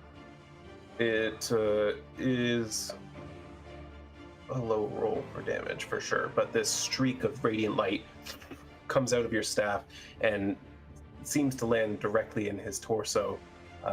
It croaks at you, and I didn't set up the spell, so it didn't roll the concentration check automatically. But I will do it now. That is just a pass, yeah. So he holds on to it. That is concentration, right? Spike growth? Yeah, it is. I need to expand this and make him actually cast it real quick, because that way I don't have to edge around with it. All right. Yeah, absolutely. You hit him. Anything else you can do this turn? Is this water also difficult terrain? Yeah, it would be Well, for sure. spiky terrain. In that circle, you can see my circle, right? Yeah, I can see the circle. I'm just Yeah, wondering if everything the spikes, if the water is deep enough that the spikes wouldn't be a problem if I tried to swim through it. No, unfortunately. It's that it kind of like goes up to the water surface. No worries. And then I guess as... You know what? I think it'll be fine. It's a D4 per 5 feet. Is that 2d4? 2d4? Okay. Yeah. So then I'd need to pass through. I'd be taking 4d4 if I wanted to get to Wren, right? Yes. Screw it. Yeah. Well, why? Why? I have an idea.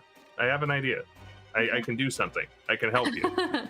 All right. He's gonna feel so bad about this later. That's fine. Let me do things here real quick. And it's 8 on average. I'll probably be fine depending on what this next spell is.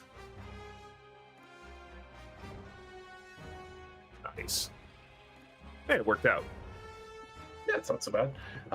But yeah, you come running over to Wren, and immediately you're just hit with these big thorny vines and just starts tearing your flesh out. Sorry, I'm used to it. Got to get really in the blackberry patch. The best ones are right in the middle. And I'm gonna jog up to Wren and tap him on the shoulder. And it's weird. Well, I'm assuming you're a willing creature for the purposes of not being in this pile of spikes. Yes. I Yeah, would not okay, like to be here. Cool. Yeah. I, as a spring Eladrin, can give you my face step. So just all of these brambles like come up and wrap around you and kind of like pull you down and shoot you back out of the ground on the other side of these spikes. We'll get you like right over there. I can move you 30 feet. Yeah, absolutely. She has no idea what just happened, but she's pretty good at collecting herself quickly. And is that end of turn for Rhowan? That'll be it. All right, Brielle. Okay, I would like to do a long jump. Nice. So if I run 10 feet to start it off with, I can jump my strength score, which is an 18. So I can jump 18 feet. So Okay. I'm wondering if I can run the 10 feet to the front of the circle and then jump into the middle of it 18 feet. Yeah, absolutely. Okay, just to negate some of the damage. Yeah, Perfect. we'll put you landing there even. And yeah, Brielle just takes this leap and just barely skirts over the edge of the brambles. And as she comes back down, right into the thick of it, and immediately getting torn up in the process. Yes, so I have entered it, so I'll take damage. Yeah, I can't target Rhowan at the moment, or untarget him because of this pointer. There we go. So you are going to take the... this thing has so many 2d4 things that I keep almost pressing the wrong one. There's your 4 piercing damage Woo! as these vines dig into you. Anything else you do in this turn? Question, are those trees sticking out of the water? Like really close to you? Yeah. No, those are just Or- like okay. long weeds. Bushes? Yeah. Oh, okay. Yeah, Dang it. yeah. There goes my plan. I was going to Yeah, chop no, a there's tree a tree down. on the other side of it. That doesn't help. I'm sorry. That's okay. I Might guess help I will Sylra. just like ready my shield if I get hit by something. Sounds good. Yeah. I just got advantage. Thank Yep. you, Brittany. That's very He much doesn't need appreciated. Doesn't need it. Nobody needs advantage. That brings us to Sylra. And she is going to cast Eldritch Blast at Grung 1. Yeah. Make it happen. Heck yeah. That is a hit. Oh, because of the... I'm like, why did you have advantage? It's Guiding because of bolt, the, baby! Guiding bolt. Yeah, nice, Oh, nice. that's why. I was really Yeah. confused myself. But yeah, you hit him good. Like, your Eldritch Blast just collides with his face. He still didn't make a concentration save, which is weird to me. So I'll make him do it. Where are my saves? I don't know. Yeah, I'm just gonna have to go into his sheet again because I don't know where they are.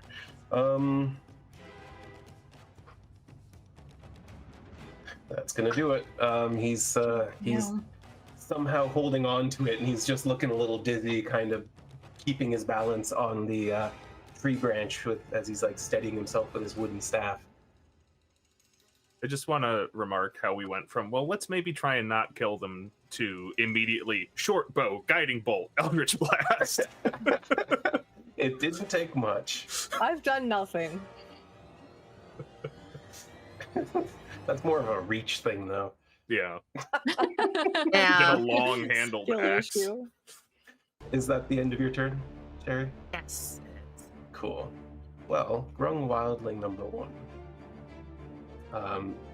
finishes the sigil that he's weaving in the air as well, and Number 1 or number 2? number 1. Okay. Sorry, you're right. Yes. You're correct for correcting good. me. I can't. I'm just trying to make sure I know what's going on. Hey, me too, man. Me too. He's this one, on the other hand, the one that just took a guiding bolt and then an Eldritch Blast to the face, is instead going to, while he's concentrating on that, he weaves his other hand around and calls on a goddess in Grung and heals himself.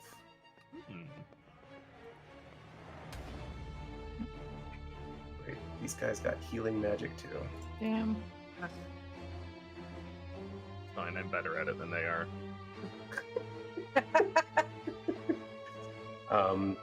But then that's his turn. Grung Wildling number 2, on the other hand, does finish his little sigil in the air, and finally getting opportunity to respawn. Yep. I see you.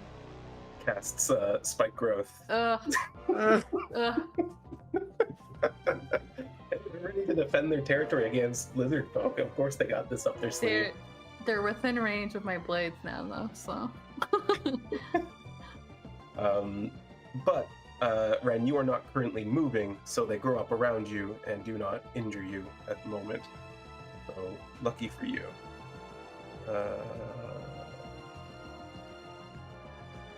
In there, and that's his turn.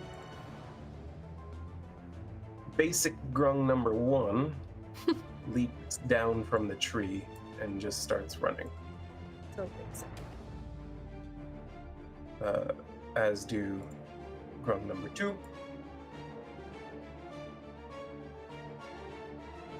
And Grung number 3.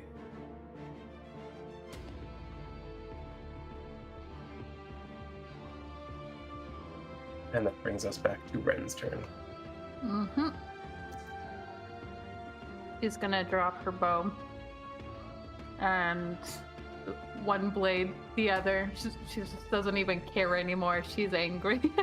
Like she tried to talk to you. I'm gonna use my last inspiration on this.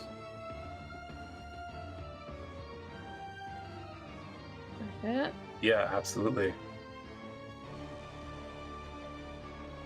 It's good.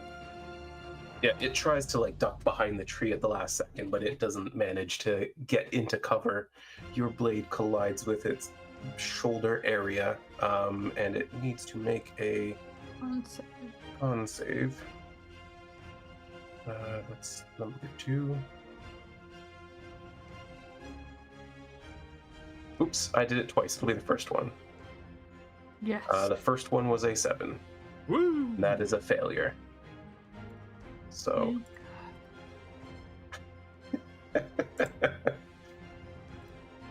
Immediately, the vines just collapse into the ground once more as he takes your psychic blade to the arm, and it screeches out. Oh, you can actually hear its thoughts. So it says, "Ew, this pale one just hurt me." Would you like to let us pass now? She's gonna respond to it as she I assume hit? is that a hit? Yeah. Yep, yeah. That's another hit. Cool. Yeah. Not great damage, but it's Yeah, something. it tries to get some cover again, and the blade kind of dissipates against the tree trunk, but then part of it does collide a little further up. And as it gets kind of behind the tree, you can hear it. You think that's enough to stop us? Grung are strong. All right, she's gonna run up because she's not liking the way they're targeting the ground every time they're grouped up. So she's putting some space between her and the others, and that'll be end of turn. All right, Rhowan. Right. Could I like poof into this tree?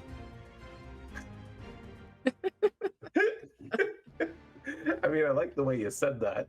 I mean, yeah, sure, why not?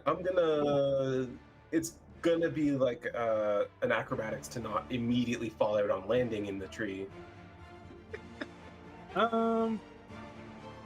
Since if I'm I not can't- using Pythagoras' theorem to prove why you can't make it that far. Because all squares in Dungeons and Dragons have the same I length. suddenly lost my ability to hear again. It's the same length on any diagonal. We know this from the Dungeon Master's Guide. This non-Euclidean space that we're fighting in. But that's okay. If there's no obvious place to land on the tree, I don't really want to fall, so I'll just go on the ground. If you move up 5 Made more it feet, angry. then you could like. I don't want to move up 5 more feet because there's spikes, Shanks. No, I know. I get that. I'm just saying, like, it's because. So the reason I'm saying that it's going to be an acrobatics is because your length is just at the edge, so you've got to really grab one of these outer branches. If you were a little bit closer, you could, in theory, land like upwards in the trunk kind of thing, where you'd be able to land on solid ground. And I can just make it out of the range now that this other bubble isn't there anymore, so I'll just do that. Yeah, absolutely. All right, let's do that then. Yeah, you teleport to the edge of the spike field. All right, and I can't see the other grung, so then that's my bonus action, and I'll just move around this tree until I can see those 2 guys again. There we go. Oh yeah. Number 1 is 60 feet away. How do you like that? Like it. That's why I put him there.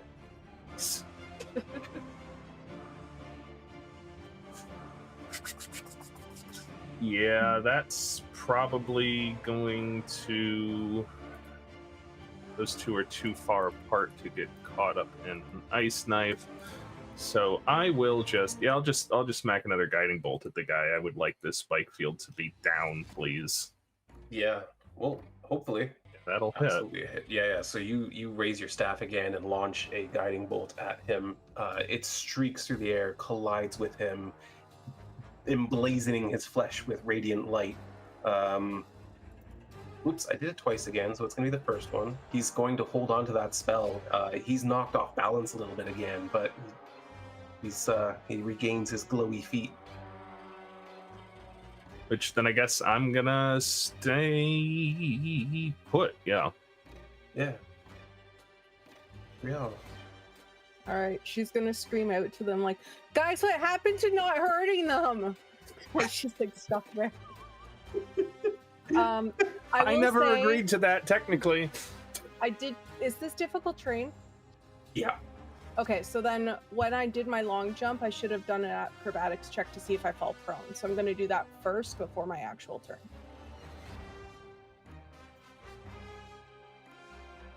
So DC 10, I saved just barely, so I'm not prone. So that would have been the end of, the end of last turn. I just wanted to be fair. I'm going to jump again, but from a standing still jump, so I can jump 9 feet. Okay. boing, boing. Just like trying to like leap out of this place as fast as I can. That's all I got. Okay, so totally an option, but here's the thing: you're taking the same amount of damage either way because you're moving out of this space and you're moving into that space, which is the same as moving 5 feet and 5 feet. Anytime you move through the space, right? Oh, okay. I'll just run then. Doesn't matter. Yeah. I don't have to make an acrobatics check. Like I'm just dumb enough. She would probably do it anyway. So. Like if it was 15, you would be negating one set of damage. She jumps anyway because she thinks that is helping. I think I'm worth doing a try, great. you know. Right. Does that look? That said 10, but that looked like it was only 5 feet. No, I was like, I don't know, there. I mean, if you want to, it's like on the cusp. That's fine. Yeah, if you want to give me another one, I'll take it. I mean, I feel like you were here, weren't you? Yeah. Yeah, that's it's a diagonal square, but it's fine. Okay, so I can go one so more. you can do that Yay. for 10 feet. Yeah. Cool. And then I'm going to dash and try and get out of this thing. So I will take 3 squares of damage. Yeah, Right, totally. 4? You can do. Yeah. We'll say 3. So yeah, Yay, absolutely. thanks. Okay, give me my damage. I'm about to.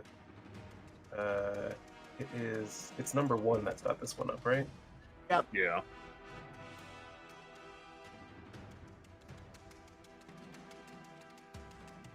Oh, 14 piercing damage as Brielle just starts charging through these things. By the time she gets out the other side, there's just like blood coming down her legs and everything. It's really unpleasant. It stings too. Like it's. Oh, I bet. Oh yeah. Yeah, you're not That's super not happy at the moment, but you're out. I'm out. And you've used up 30 feet. Oh, yeah, everything. I used my action to dash. But you've only used 30 feet. You went 15 feet through it. Yeah. So if you used dash, Oh. you actually have 60 feet. Okay, but it's difficult terrain, right? Yeah, but you've only gone 15 feet. Okay, so I can go 30 more. You can go 30 more, yeah. I'm just gonna. Actually, no, I will. And go this isn't 30 feet, so I can get terrain. close to her. Okay. Yeah, you can actually go 30 now. Let's because get you're not as in close difficult to terrain Wren as I anymore. can. That's my turn then.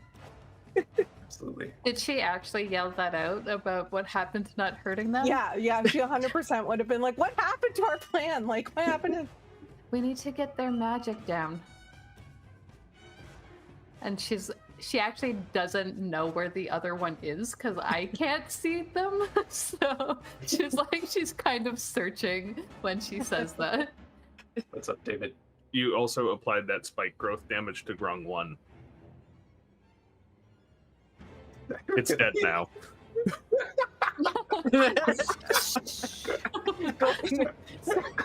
Right. It died from watching this woman jump through the area. Secondhand embarrassment.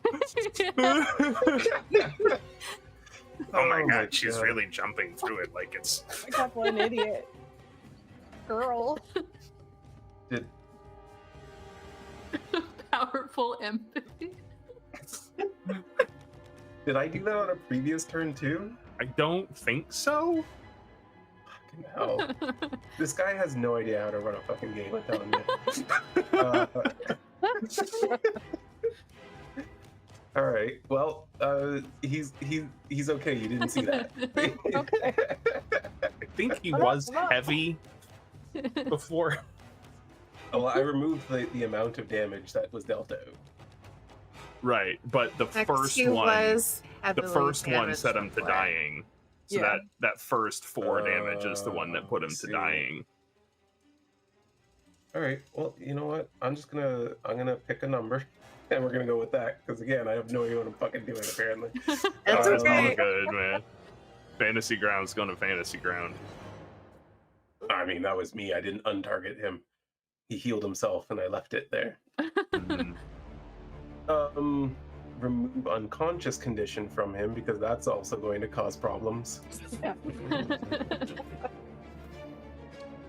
It's All right. fine. It's fine. All right. Brielle is done. Sylra. So much damage. Yes, Sylra is just going to, do Eldritch Blast one more time. One He's more Why- glowing blast. still. Oh, come He is glowing still. Yep. So that's why you had advantage, and you needed it, so it's good. Just That does it. Nope. Whew. Do you wanna describe your kill here? No. All right. So standing way back, still out of range of everything, Sylra with her long distance Eldritch Blast just winds up and charges another beam and strikes out at him, and you just hear from the distance this pop as the thing is just killed outright. Its flesh just opening from the magical force, and it just falls flat all the way down into the water below. So he is done for, and the spike growth is gone. Okay, so now she's going to move Wow. 30 feet. Yeah, absolutely. Gotta give some respect to that little frogman's ability to focus. Yeah. Oh my goodness. Took it to the death. Just had to stop concentrating and it would have been fine. Yep. And he was about to heal himself again too, but that's not Oh. happening now. So,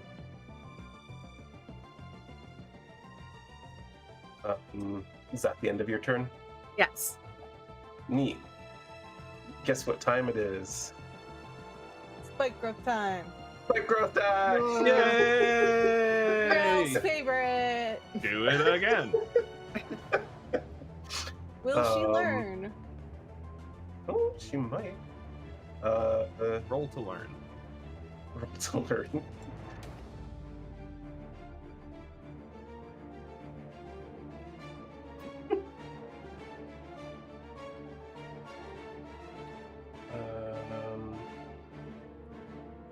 Let's do that. And yeah, once again, he just weaves a spell, and you see spikes erupt from the earth beneath your feet.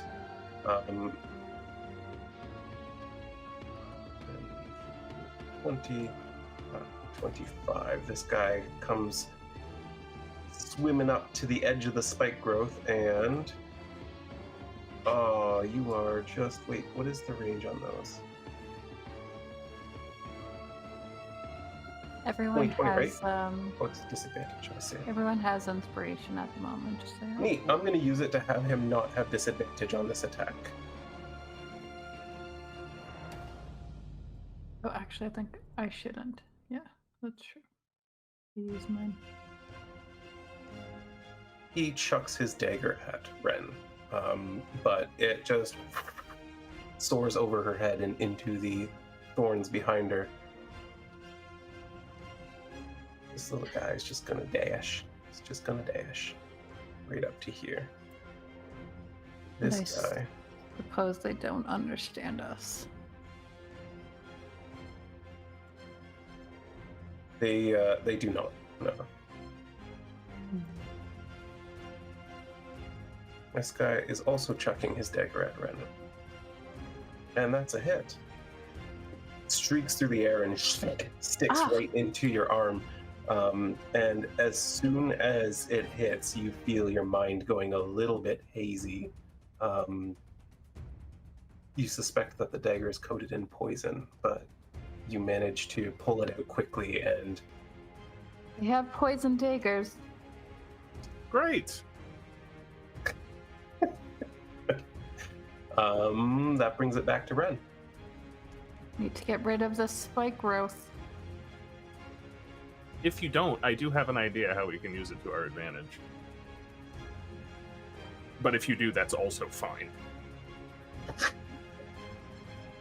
I'm curious. Okay.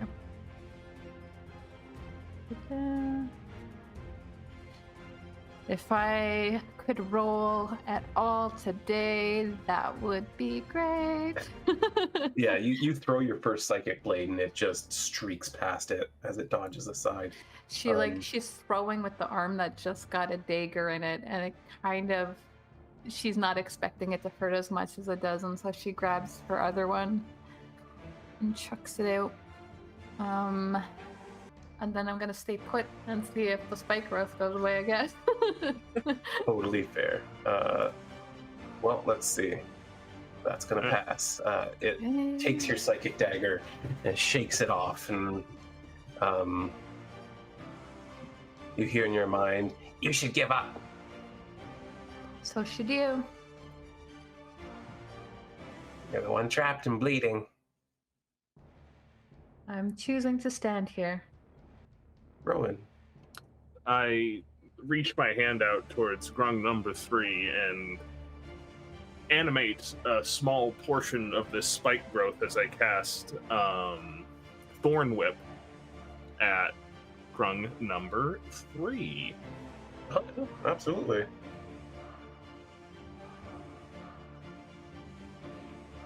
Awesome. Yeah, your thorny whip streaks out and just lashes around its body. Great, and he's pulled 10 feet closer to me through the spikes. And there's no Okay. save, right? There is no save once it hits. If he's large or smaller, it just happens. Neat. Yeah, absolutely.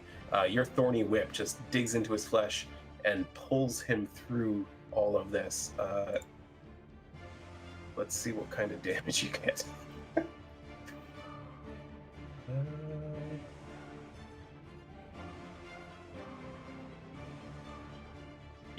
Yep. He's just torn apart, shredded by the vines, and immediately succumbs to his wounds.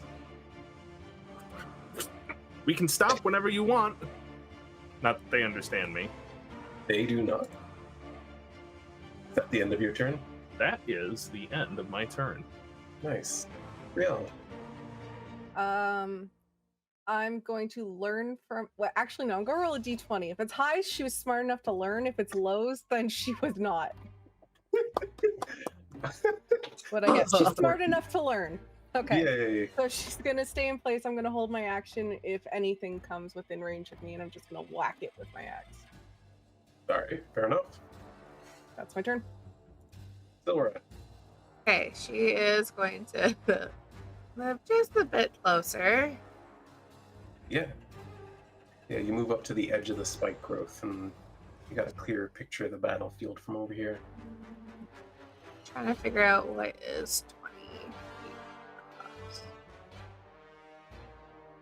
Okay, so she's going to cast Fairy Fire, and it will hit these 3. Oh, that guy's dead. That third. Oh, he's dead? Okay. Yeah. Well, I mean, you can still He make him sparkles glow if you anyway. want to. let's Yeah. see. Just for fun. 5, He automatically fails to save. okay. Well, it's going to hit those 2, so Yeah.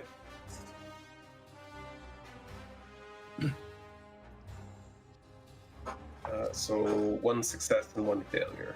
okay. So whichever one You is do the effect button and it should. Oh, okay. You can, the system will automatically detect the successes and failures and apply. So you can always go right to the effect or the damage button. But yeah, absolutely. Yeah, you get up close and cast Fairy Fire, and suddenly they're blasted with this illusory magic that lights them up and makes them really, really clear and obvious to hit. Is that the end of your turn? Yes, it is. Neat. Well, the Grungus up here is going to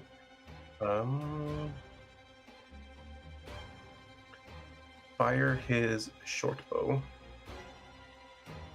not at himself or any of his allies.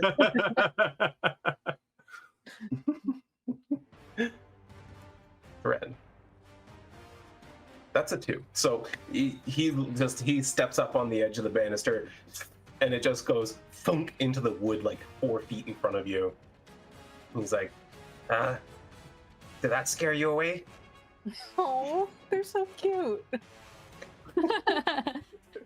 Are you intimidated by me? And seeing that you are not in fact scared away, just moves back behind the tree to take cover.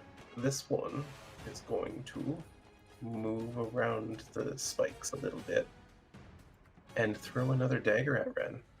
Because why not? You know? Let's do it. But just again, you think this might be this guy's first time throwing a dagger. Aww, you're trying your best, buddy. Little guy. But another dagger comes soaring in shortly thereafter, and that Damn. one does make contact yet again, this time landing in Wren's right thigh. Do you want me to roll a save? Roll a d12, please. Yeah, roll a con save. Why is it doing this to me? Oh boy. That's gonna be a no. Yeah. Oh boy. Yeah, you take 5 poison damage as the grung's poison seeps into your blood. You're starting to feel a little bit woozy. Feeling a little woozy. But it is your turn again. Now, hear me out. I love it. I'm into it. Can Brielle and Wren collaborate on tossing Wren out over to them using Yeah. some sort of combined acrobatics and athletics check Athletics. between them? Absolutely. You are Tag team. going to take some spike growth damage. That's fine. But I'll run up to yeah. her. Yeah, Brielle, tell you what, you guys are kind of, you're really close in initiative order. So I will allow for Brielle to make her action to throw you now. Okay. Wren is just gonna quickly turn to Brielle. You look strong. Can you toss me over there? And she's gonna not even wait and just kind of already is running at her to kind of get her foot on so she can Like an toss her. alley-oop? Yeah. You're not gonna throw it like a javelin? All right, so Brielle, I'm gonna need a athletics check from you, Okay.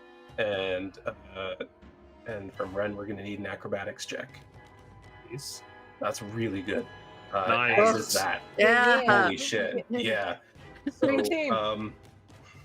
in moving towards Brielle and then out of the spikes, you do take some spike growth damage, as I said. It's fine. And you get slashed up real good, but by the time you felt the pain, you're already being launched into the air by Brielle. And what is your strength score? Me? Yes. 18. Oh yeah. Yep. You have no problem soaring through the air out of the spikes and landing on your feet. If Wren had to, she would have made herself a size smaller. to reach out. Just midair. Yeah. We're good. We're golden. Hmm. Yep. All right. So, can you tell me how much action economy that took from me? I'm gonna say that was your bonus action and all your movement. Okay. So she will take Yeah, she'll take a strike at this one right here, grung one. Absolutely. Actually, you know what? She's gonna try to get that frickin' spell down. So she's out of the growth, but she still wants to get spike growth Okay. down. You're gonna need to do a -2 on that. He's got cover. Okay. Yeah. That's cool. And I wasn't poisoned or anything. I was just. You I don't took have the damage. poison condition. No, Okay. he just took poison damage. Cool. Right. There's a hit. So Nice. yeah, Brielle just launches you. You go through the air, land on both feet, and chuck this dagger of psychic energy across the battlefield. It lands right under his neck, like right in the upper chest area. And well, let's check another con save. Bards? I didn't even know you guys were Eight. streaming. Welcome in. Oh, Thank we you just for got the a raid. Guys, thank you. Oh, hey. Yeah, your psychic dagger streaks in and gets right under his neck there, and he just immediately drops his spell, completely surprised and caught off guard by this acrobatic assassin. That's the end of your turn, I guess, because that's the end of your action turn. economy. Thank Rhowan. you. Let's see. Is one of them under fairy fire? Yes. Yeah, It's number Rhowan's 1. two is, I believe. Oh, is it 1? It is Yeah, 1. it's number 1. Okay. Well, I was about ready to scorpion this guy again. But the spikes are gone. Give him the old get over here. Yep. So I instead will do something else, and that Yeah. will. Yeah, I think. Yeah. I'm gonna run up to him, and as I'm doing so, bonus action cast Shillelagh, and bonk. Yeah, absolutely. Roll your attack roll. It's focused in on Wren, who just leapt towards him. It kind of like leapt back a couple feet, but then drew another dagger and is coming towards her. Doesn't seem to even notice your approach at first.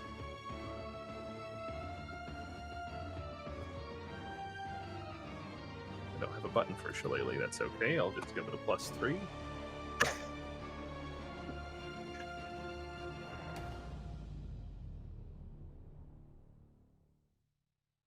Nice.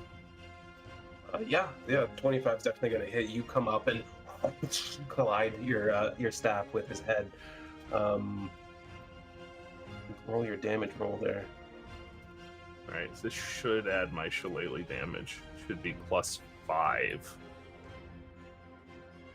Nice! That'll fucking do it.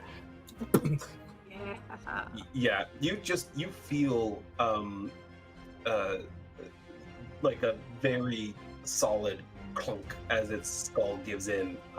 It falls like flat, immediately crumpling into a heap.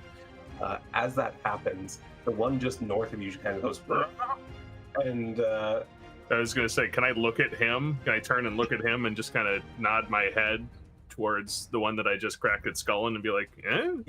it looks terribly shocked. Like it looks completely like heartbroken. And mine's gonna go like this. Like, I did nothing. you Is can that the end of go. your turn? Yeah. Brielle. So my action was to toss Wren. So I'm just gonna Right. can I run up 30 feet?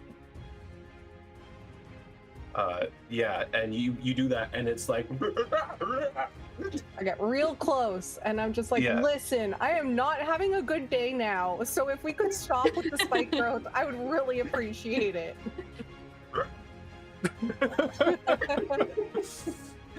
That's my turn. all right, Sylra. Okay, she is going to get as close as possible. Yep.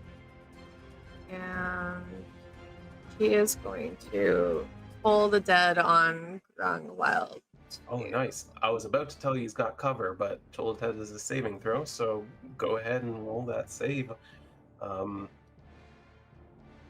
That's a big fail. It's looking panicked as you come around again. You have inspiration. Advantage. Yeah. Do I? Inspiration though. doesn't. Why would you need inspiration? It failed its saving throw. Oh, the saving Oh. throw, And right? it's Yeah. making the roll, not her. Yeah, sorry. That... But you do have inspiration. So you know, I'm not wrong.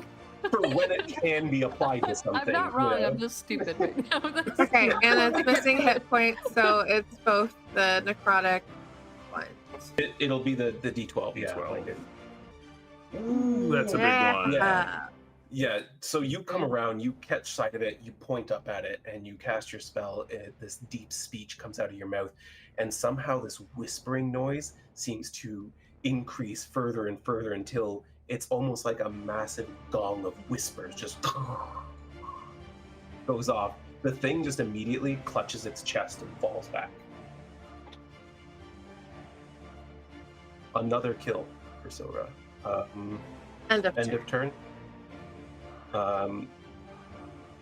The little grung looks up at that noise happening and then just takes its daggers out and drops them on the ground. All right. Finally.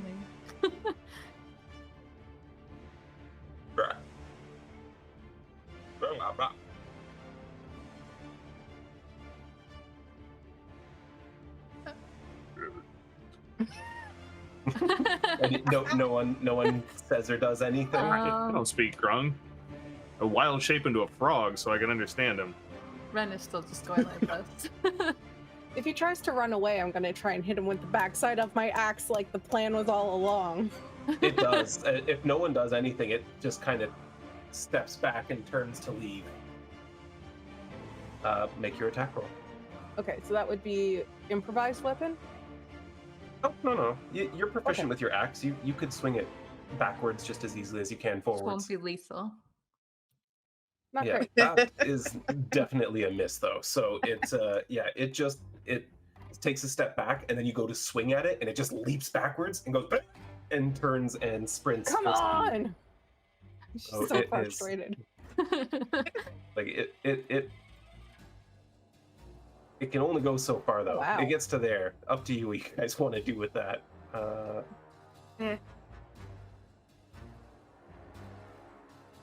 Do you want me to stay in initiative order or are you letting it go? I'm not going to run after it. This is what he wanted it to do all along. I'm not gonna try and hurt it. Yeah, no, she's just gonna stand there. Wren? She's just letting it go. Then you can take us out of combat music, and it gets to that point, takes a quick glance over its shoulder, and makes a massive leap to that other board across the water. Upon landing, it leaps again to the land north of that, and you can see it running away for quite a long time. But after a while, it kind of gets around some hills and disappears. Let's hope it wasn't getting back up. Oh, it probably is. Their home is that way. They said we should make ourselves scarce. Yeah, once we look around here. Oh, yeah, I don't think it's coming immediately, but soon. Now that the dust has settled, Rhowan, you notice that there is the tiniest bit of smoke rising from up on the platforms between the trees they were in. That's probably what I smelled earlier. Sorry, what? Oh, I smelled some smoke earlier. I couldn't figure out where it was coming from, though. Oh. Is everyone okay? That was not fun. Stupid. It was Yeah. stupid. Well, I mean, I didn't get hurt this time, so That's good. That's good. Brielle And just Wren, you looks at did her get hurt shins this that are time. like red and bleeding and scratched and pants ripped and all that. seems Right. like we need to Going. help you guys out. She's trying to play so tough. You sure Okay. you don't want any of these? I mean, we're probably a little bit famished, right, Brielle? She's going to take one. Yeah, you I guess get, it's getting 4 close HP to back. lunch now, so she's gonna like try and use that as an out.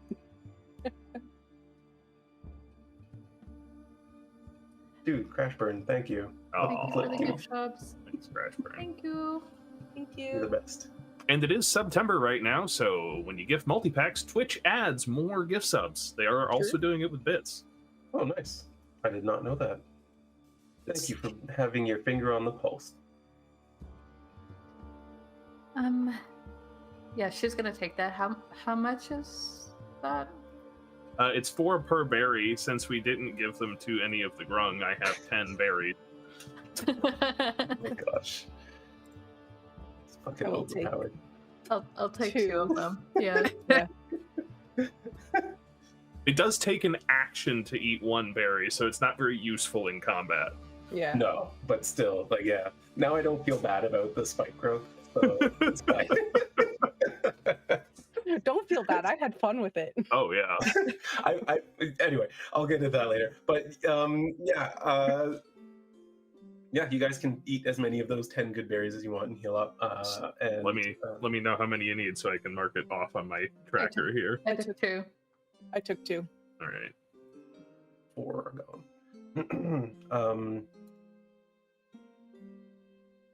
Yeah, what are you guys doing here? I suppose we should look around to see if there's anything useful. Yeah. Yes. Especially if they were taking things from other people. You never know. Well, there's not a lot of travel through here, and I don't imagine they've got much loot, but definitely worth a check. Yeah, well, you never know like, how long they've been here. Be something interesting. Quite a while by the looks of it. Assuming they even built this. I think Wren's gonna look around and kind of play it off like she's got a little bit of a limp from her one shin that got torn to shit, and so she's just like trying to play off like she's just searching around, but she does like when she goes off maybe like 10 feet, she's like, ow. Yeah, you look around and there's not really, like, there's nothing on the ground here other than vegetation. The structures that were here are completely like dilapidated and mostly underwater. It looks like the place they were settling was up in the tree. As you can see, there was a fire pit. There are bags or like sacks piled up at one spot. Like the lowest platform is 15 feet in the air. And how long Anyone have want we a been? boost? Or Sorry. just like boost you up if you need. Yeah, you could theoretically. Yeah, I think you could Yeah. probably get 15 feet up doing that. It's worth a check. She's just kind of, yeah, just pretty much just gonna climb Brielle. That's what's happening. Oh my. Game 2. Yeah. Brielle's second interest. Yeah, everyone likes a strong girl.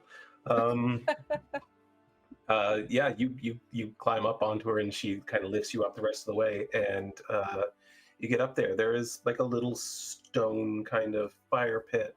There are sacks of what look to be food of various types. Not all of it super fresh.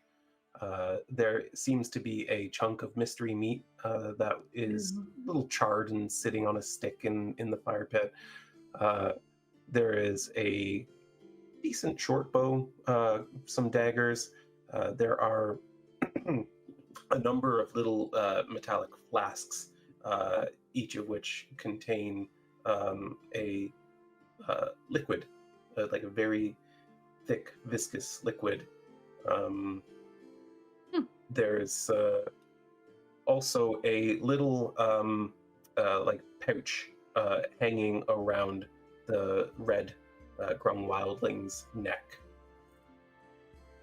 Okay, so I'm gonna take those little vials. Yeah, you got 3 little vials. 3 vials. And I will take the grung's pouch, which I assume is probably Yeah. like material components or something. It is not material Oh. components. Okay. But give me 1 second, because I need something. And I'll take any food that I could have identified if it looked like question mark, didn't touch it. Okay, so you find 2 like dwarven rations, but other than that, there's like some weird vegetation. There's a bag of grains. There's a couple meat pies, but they Yeah, I'm not gonna take those. yeah, they're mystery meats for sure. And like that's about it. Like they're not super well stocked here. So I'm gonna need you to make a Constitution saving throw, Okay.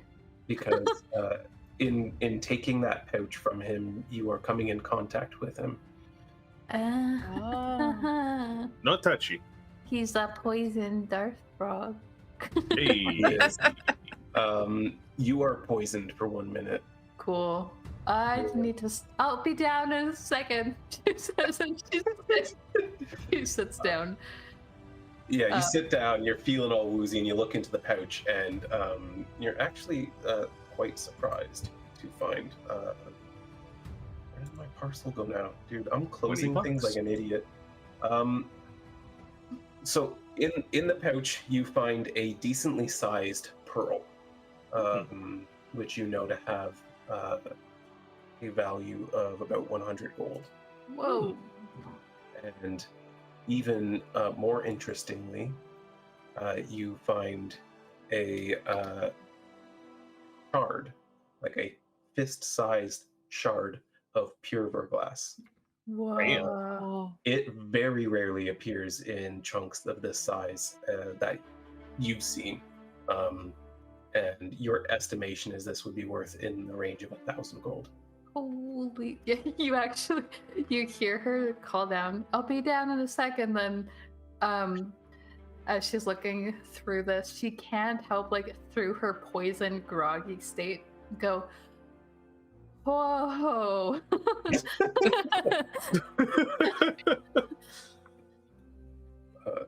You okay up there? Yeah. Once it starts to wear off, she's gonna climb back down. She's very casual. On your way back down, you notice that at the lower platform where you came up, there is, tucked like under the banister a little bit, is a little musical horn. Oh, that's cute. Oh, she'll take that.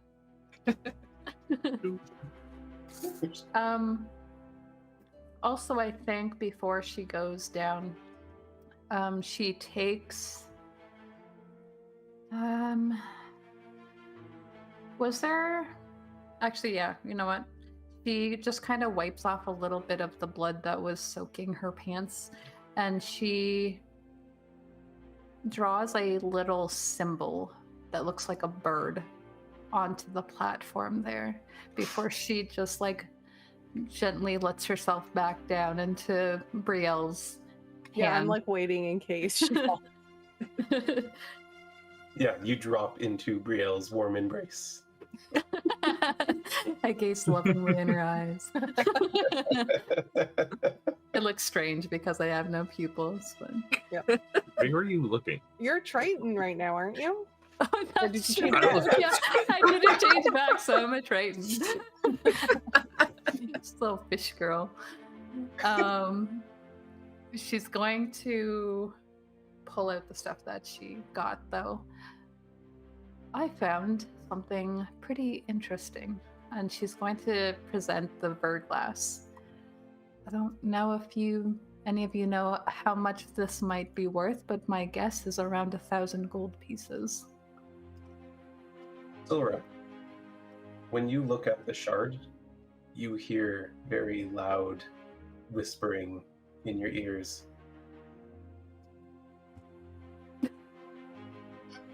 And what does it say? It's completely unintelligible.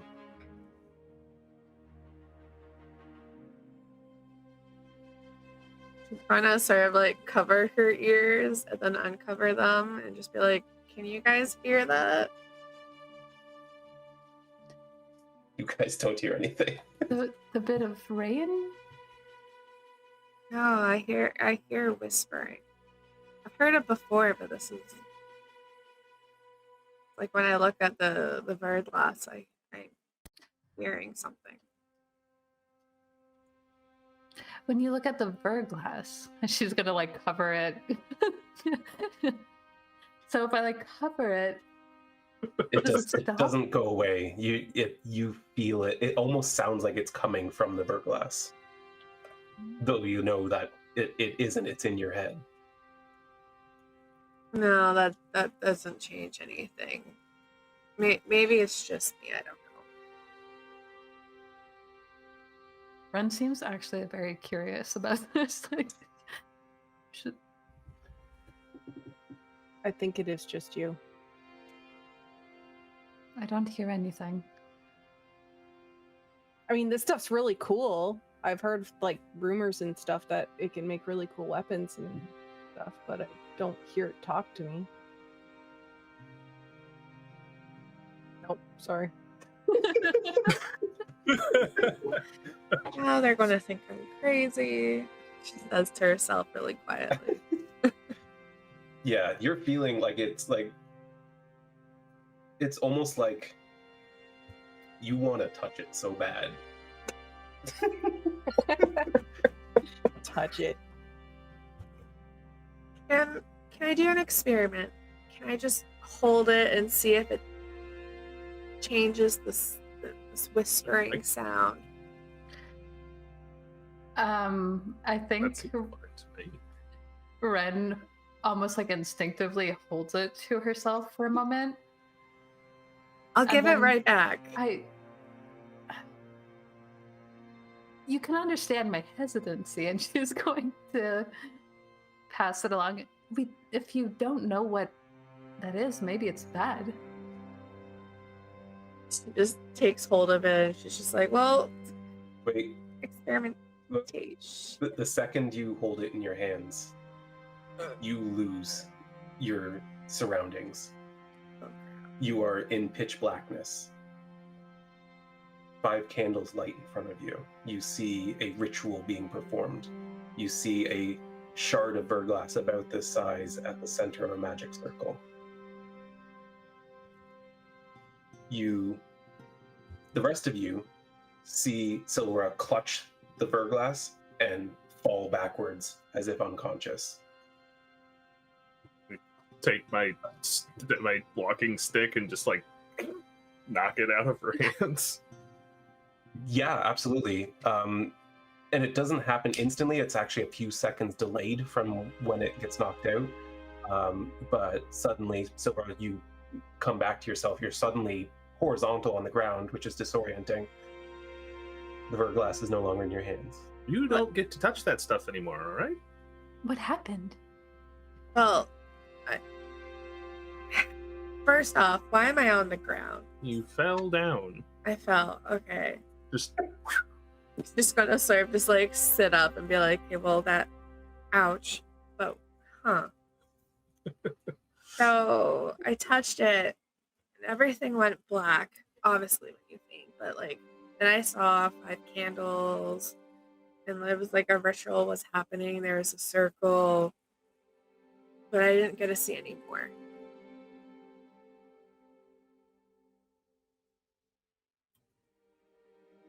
weird. Where did you study your magic, or where do you get your magic from? That's complicated. Try me. But Why don't we call it there? And yeah. Sylra will be starting next session being interrogated about the weird shit she's doing. Yay!